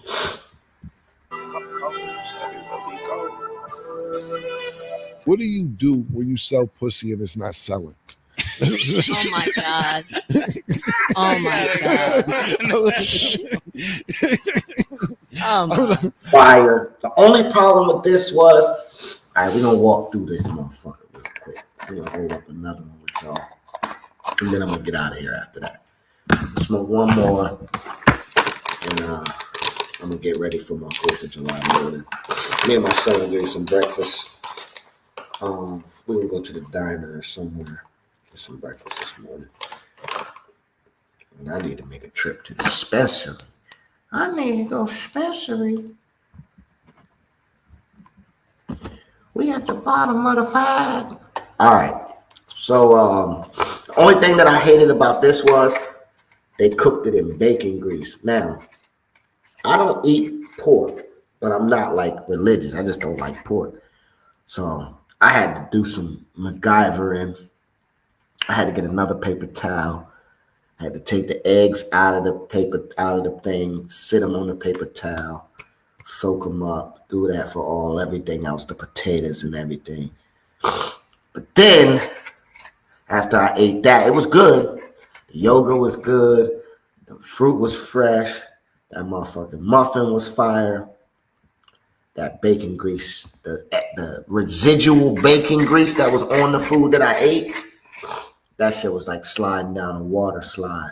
I had to go to the bathroom. I'm gonna say that. And I had to go to the bathroom like Move, bitch. Boom, boom. Get out of the way. Luckily, everybody was asleep because I timed my bathrooms right, but the bathrooms was open. Bruh. Painted that motherfucker. I didn't want to do it with murder, but I just since we was talking about it. What do you do? You sell pussy and that's what's the next step? What she want to be? An esthetician? She said.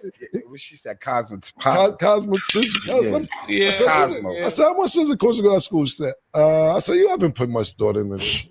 You haven't. On the floor, I tell her keep count, nigga. They in love with what I say, cause I really live the life you other niggas speak about.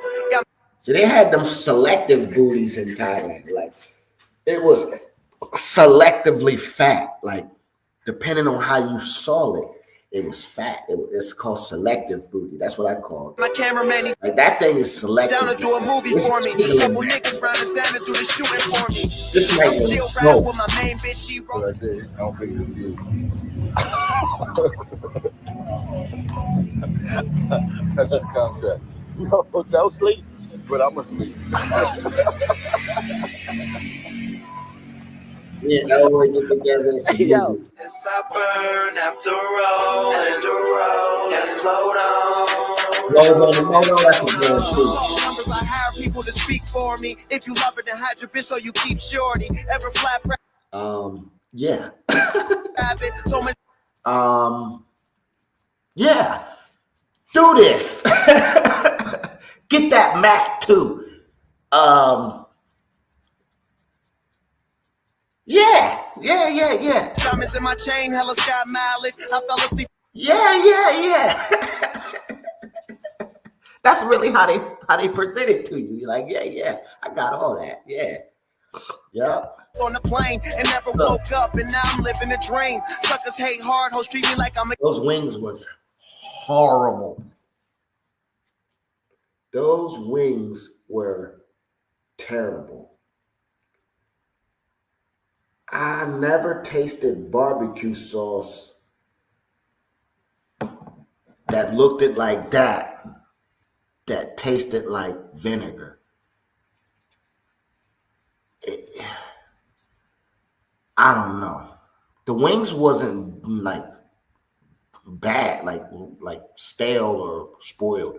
It was the sauce. It was something wrong with that sauce. I might have ate like 2 of them things. I'm a king. They want to live comfortably sipping on champagne. Real niggas fuck with me, so drama is not a thing. I gave my mama the ocean, told her anything that come through the door to open the whole clip.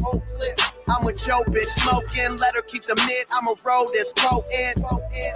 It's sad they made all that illegal. Salute to D Blake, man. He was showing us to all the little spots, man. D Blake and the Willies, man. Them motherfuckers, they be out there, bro. They got it. They got that motherfucker on lock. That's their spot, man.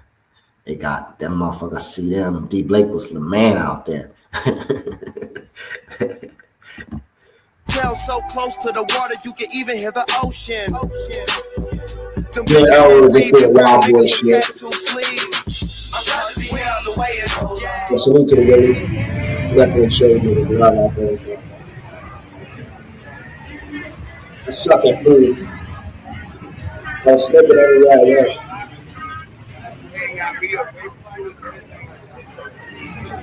What's outside? Yeah, they got bud everywhere. Don't mind my bag. My bag was all twisted up. I was realizing why my neck was hurt like a day. This is why. For like a day, bro, my neck was sore. It was all like, I felt like someone scratched my neck. And I couldn't figure out why. And then I went and watched this video and I was like, oh shit. I remember when I fucked my neck was hurt. This is why. Look at the fucking strap all up against my neck. I was fucked up. Oh, there's the towel.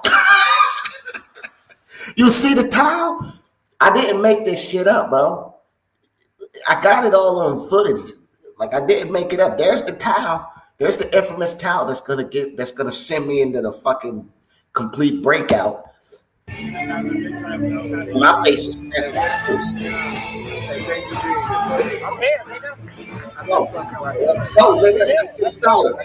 Let's fucking go. I'm here, nigga. Let's go. I can drink you. Let's fucking go. Right? Walking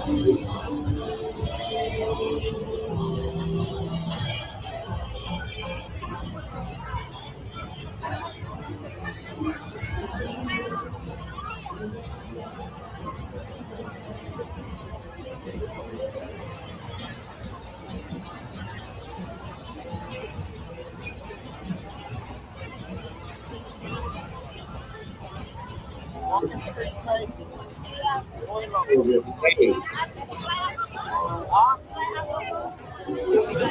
We go, but no.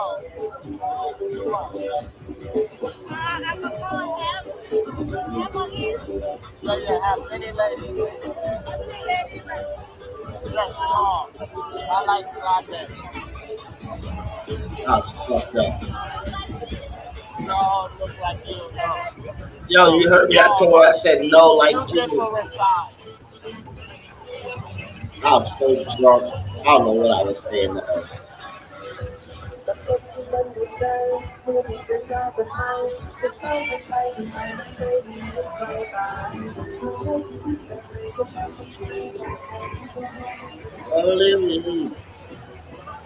Only we.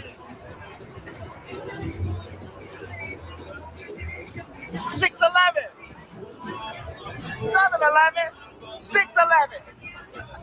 No food, no drink for 6-11. Oh, 7-Eleven. I was fucked up, yo. I was fucked up. I gotta drop the rest of that, man. I got to drop the rest of that. I gotta drop the rest of that.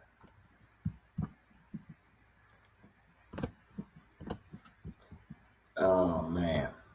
DJ Panther, what up? Smoke.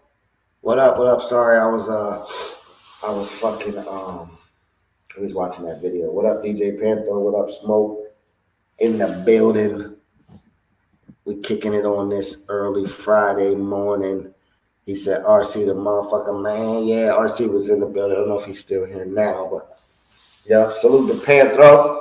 We was out in motherfucking Thailand with DJ Panther and the Willies, man. So that's from all that time. You know what I mean? It was a good time. It was a good trip, man. We got some trips. I gotta get from fucking to dropping some of this fucking more of this Panama, Costa Rica, and more of this Thailand. Because I still got a fucking folder of this shit. I still got a folder of just indiscriminate videos and I don't even know what they are.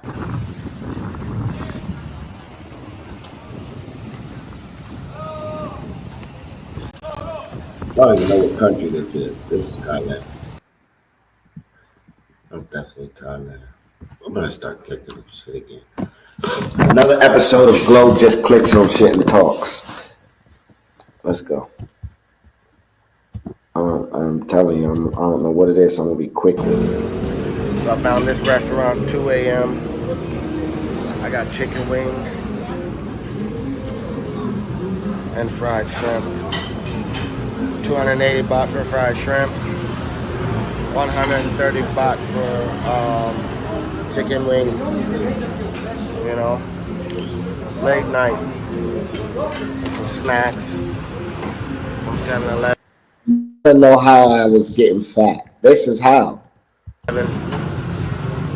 Yes, it's good.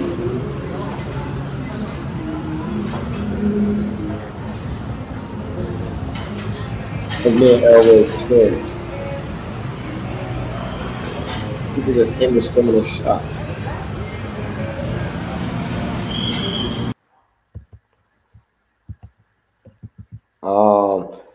He said, I still got a bag of shit to drop. Yeah, ask me the guy, what up? He said, what Primo been at? I think Primo taking a break from the space. Every now and again, you need a break. I think that's what he's doing. Oh, that's in the soaking. Thank you. They let me film that shit. You heard me? I was like, yeah. I was on some different shit. But yeah, that's inside the soapy percent. Look at the a la carte you can add. You know what I mean? Oh, anal for 1,000? Why not?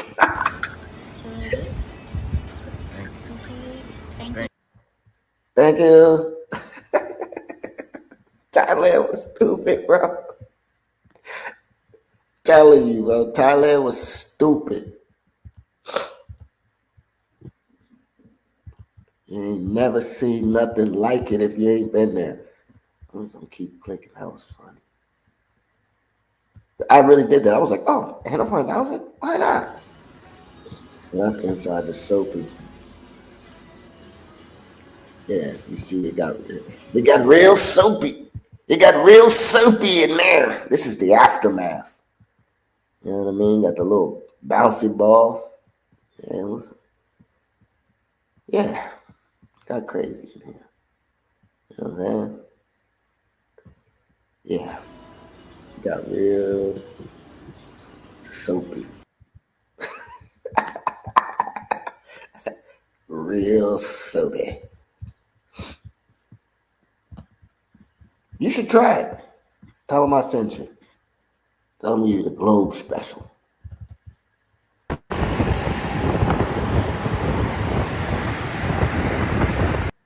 That's me fucking nuts to butts all around the world.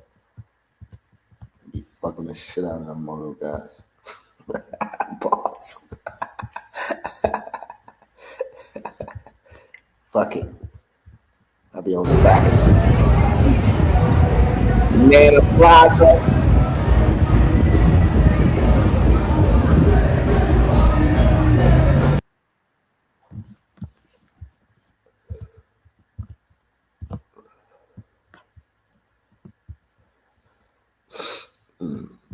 This is all early shit. Listen, it is all indiscriminate shots. I don't know what's in here though, because I can't see what it is until I click on it. Because it's stupid. All this footage is still in this computer. I need it. Did I already drop this one? Yeah, I already did that. He said, I'm boycotting weed. Tell Thailand until they bring back weed. Yeah, I'm with you on that boycott. That's a rock, boy. That Diddy juice. That's what Elwood be making. He be making that Diddy juice. He be walking around with that juice. That juice. I'm like, where that juice at, man? Where that juice, man? You got that juice? Got that Diddy juice.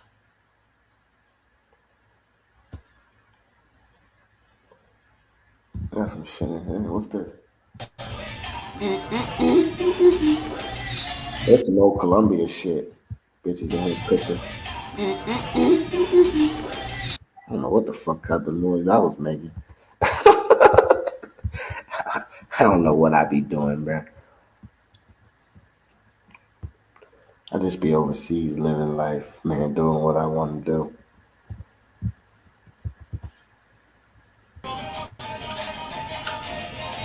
I don't know. I promise you, I filmed that shit.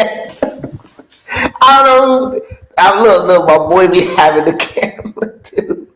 Watch, because I'm gonna show you that nigga be filming. I'd tell you if I filmed that shit. I don't know what the fuck that was.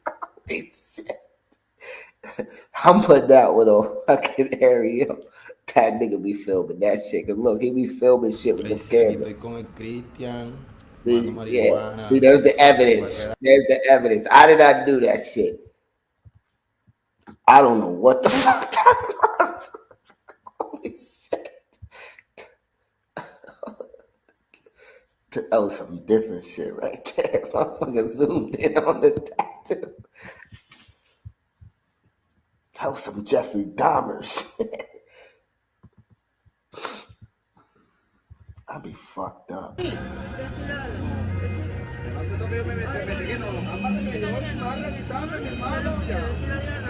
That's me telling the story about the police. I'm telling the story about how I hid the butter from the police in Colombia. Oh man, that was a wild trip right there. Yeah, I don't think I want to show no more of that. That shit got different. Talk about party. Go, my friend, you go. I'm good. I ride all around the world, so I be drunk talking to them. He's like, go, man. Just go. They be like, hold on. I be like, man, just go. Fuck. I ride like the chickens be riding. You see how they be sitting sideways? Just go. Kind of good steaks in Thailand. I think this place is quite decent, but there's no American beef food, you know? This is not what you're used to, right? It's all Australian and different. yeah. I wanted to try the Wagyu, though. I'm a big Wagyu lover.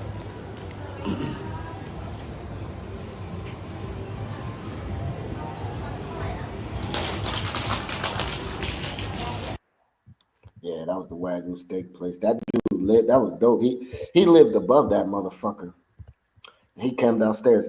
He said he come downstairs 3-4 times a day. I like this video right here. Somebody left the panties on the door. Left the panties on the door. Oh man, it was a movie last night. That's how wild it got. Panties was left on the door.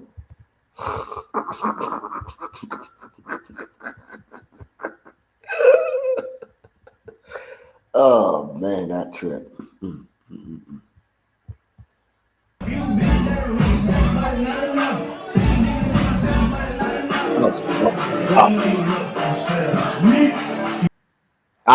Wow. That video, yeah, I might have to delete that one. I was pissed. Oh man, I was fucked up. We all the way up in this bitch. If you feeling good, put your hands up. If you feeling good, put your hands up. Hands up, hands up, hands up, hands up, hands up. Hey. Shit not only for turn. Thailand, man. 808 was him. They had a different motherfucker DJing every night. 808 was him. That boy shit. Fat boy shit. Fat. Yo, I was out of control in Thailand. You couldn't, bro. I got two. Yeah, I got 2 different levels of snacks. Nigga, look at that Wagyu burger. Fries. Them shits right there were dangerous, bro. I couldn't live in Thailand, bro. I'd be like 600 pounds. Snickers. Chips. I was bugging. Pepsi. And a nigga wanna know, and I smashed all of that. And I had a Leo. But I was bugging.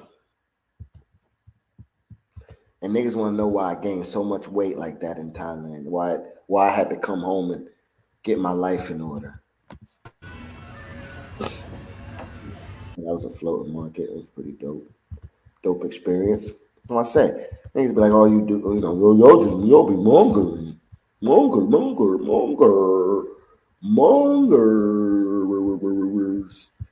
be mongers. No, we don't. I'm giving people some money. Outside.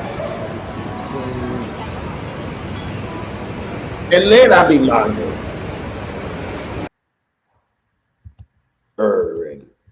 As Smoke would say. or Mike D. The Mongers. They put the ER on the end of it.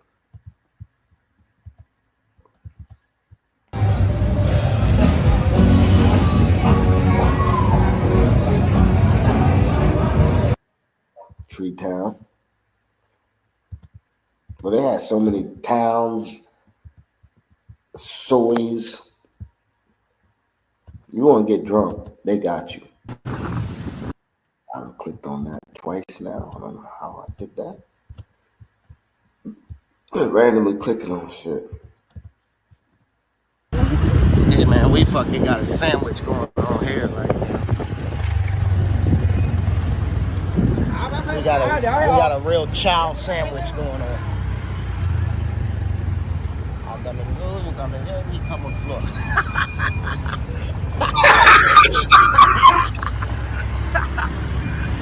Did y'all hear me? I said we got a chow sandwich. I go.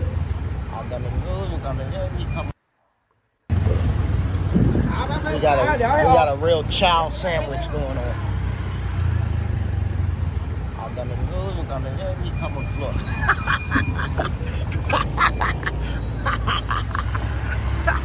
Bro, I be in my own world, bro. I promise you, bro. I don't need nobody to have fun because I can have fun with myself, bro. I said, yo, we having a real chow sandwich going on right now. I come in you come in him, he come on the floor.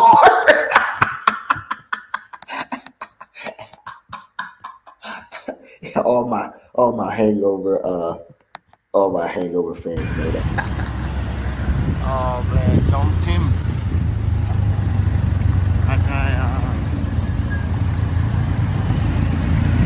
Oh man, it's been fun.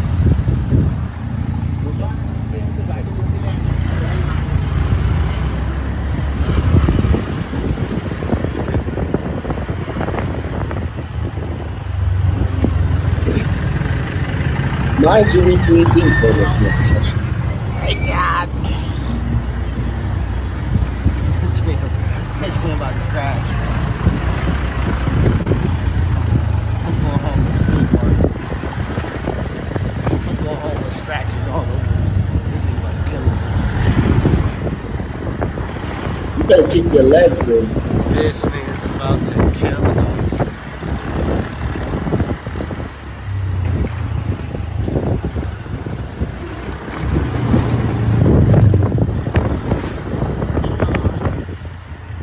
That nigga was bugging. Bruh. That nigga was going in the oncoming traffic. That nigga didn't give a fuck about my life. Yeah, and these roaches before. It's before. They out here eating these roaches and shit.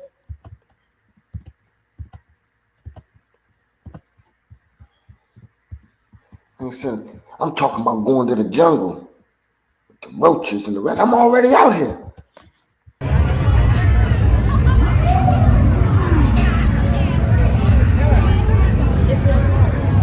They had fish. Nigga, that wasn't an aquarium, nigga. That wasn't an aquarium. You wasn't buying them fish for your fish tank. Them was to eat. Motherfuckers was eating that. Matter of fact, they was drinking that shit. I seen a motherfucker get it in a cup and just drink it. Straight fish. Or you could get the meal made. They done make you a little meal with them with the lettuce. They put like lettuce in it and all kind of shit. And it's fish swimming around in that lettuce. And you just eat it.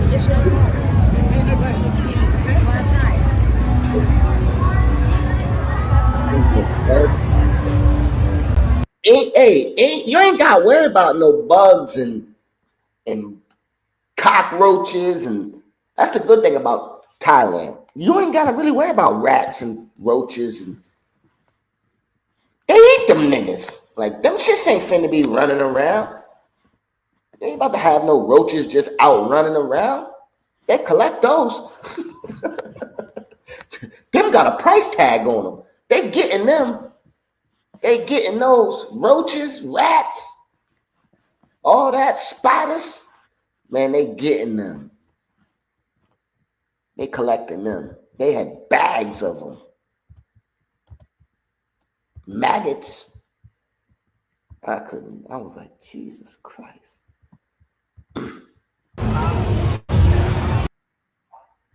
Oh, man.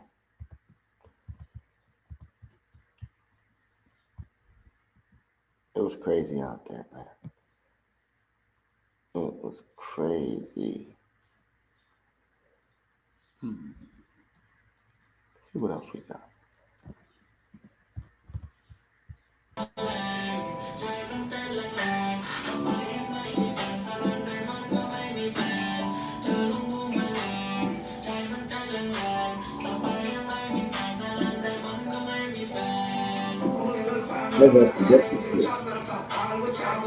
Pre-rolls, the golf, Thai music.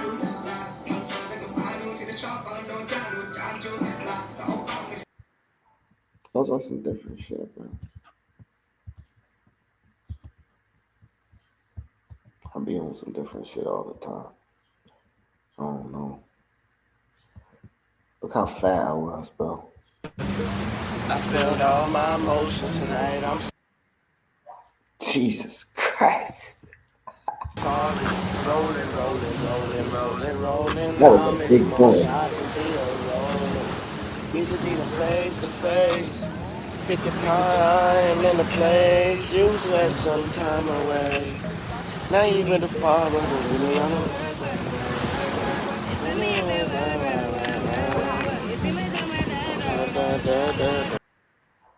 That was a big boy. That was a big old whale. I lost all that. I cut all that out.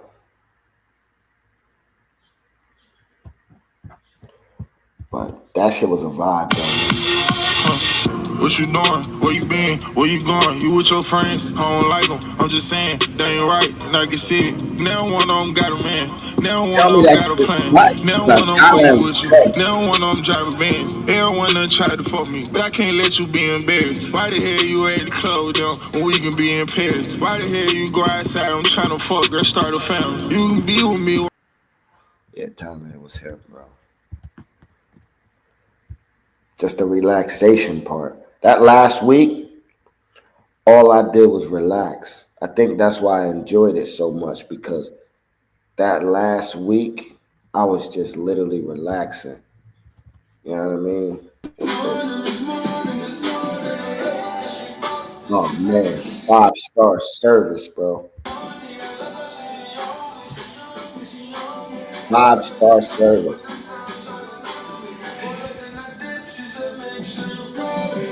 Close, please.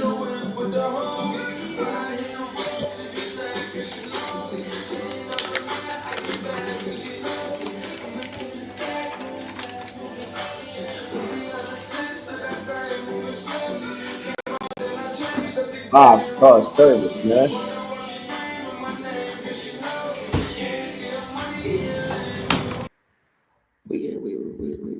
Man, hold up before I take that. We be outside, man. We be living. You want to hear niggas be talking, man. Like, 5-star service, man. That's what we get when we go overseas, nigga.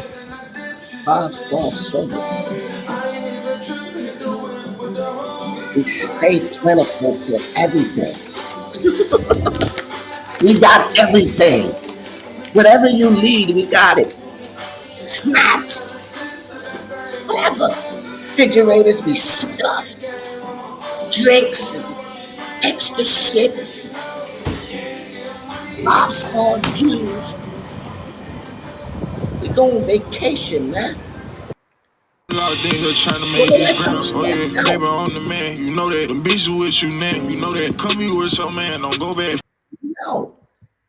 These niggas be going on vacation. These niggas be stressing out and shit. These Milli Vanilli ass niggas, man. What my niggas say, man? These Milli Vanilli ass niggas, man. Nigga Max B said, what? These niggas be stressed out overseas, man. Man, don't be stressing out, man. Overseas, man. We be having shit our way. Everywhere we go. All the time.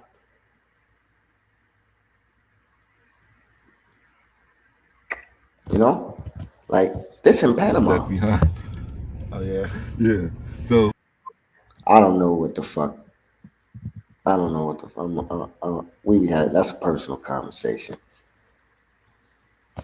I ain't gonna play it because I don't know what it is we talking about. That's 5-star. That's a classified conversation, man. But you know what I mean? We be having it our way overseas. You know what I mean? 5-star service, man. You know, this is some clips of us moving around Panama. That wasn't one I wanted to play though. There's another one that go with that. Don't tell me I don't got it on here.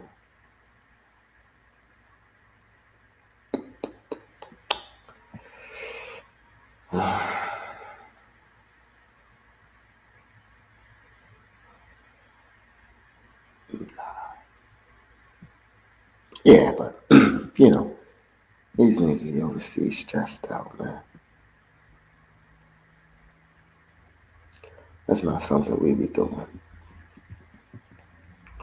We don't be stressed out overseas, man. We be over that motherfucker living life. Every country.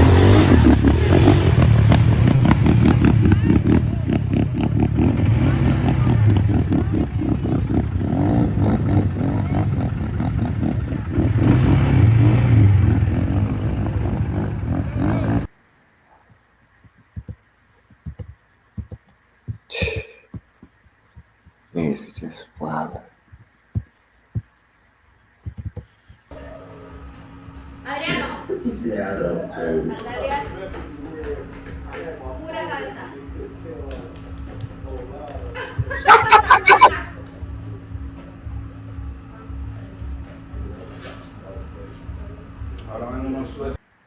We be wildin'. That was a party. That was a party.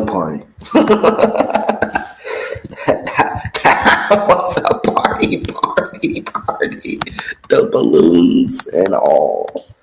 Happy birthday. That shit got wild.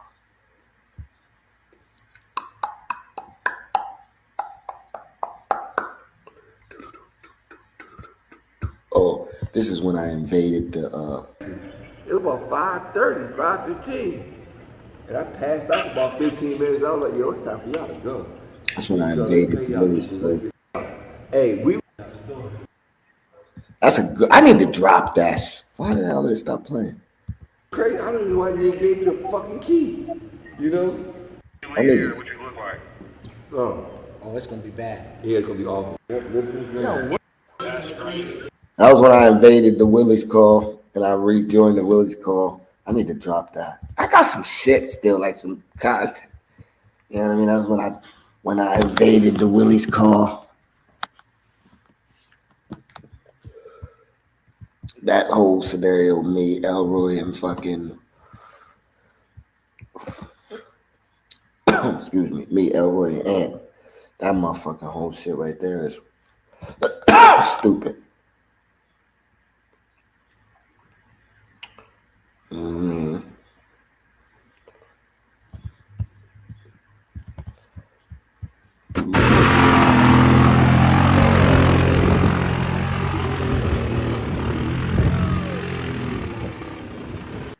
That was me cutting up on Cabarete Beach. These things be stressed out, man.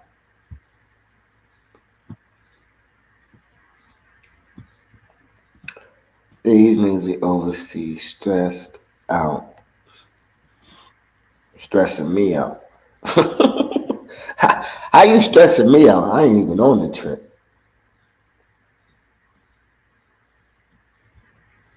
These niggas be stressed out. Yep.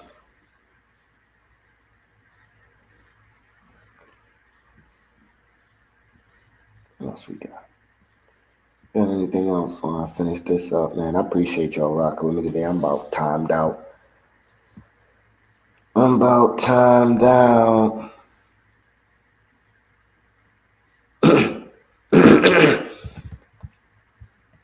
What we got right here? And that was all the different food places you could eat at in the mall.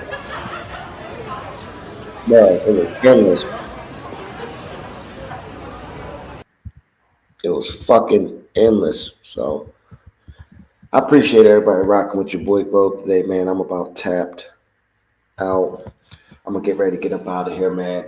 I appreciate y'all joining me on this morning, 4th of July, man. I'm gonna get ready and go have some breakfast with my boy.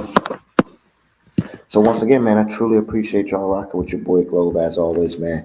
Real travel, real life, real talk. It's been fun, man.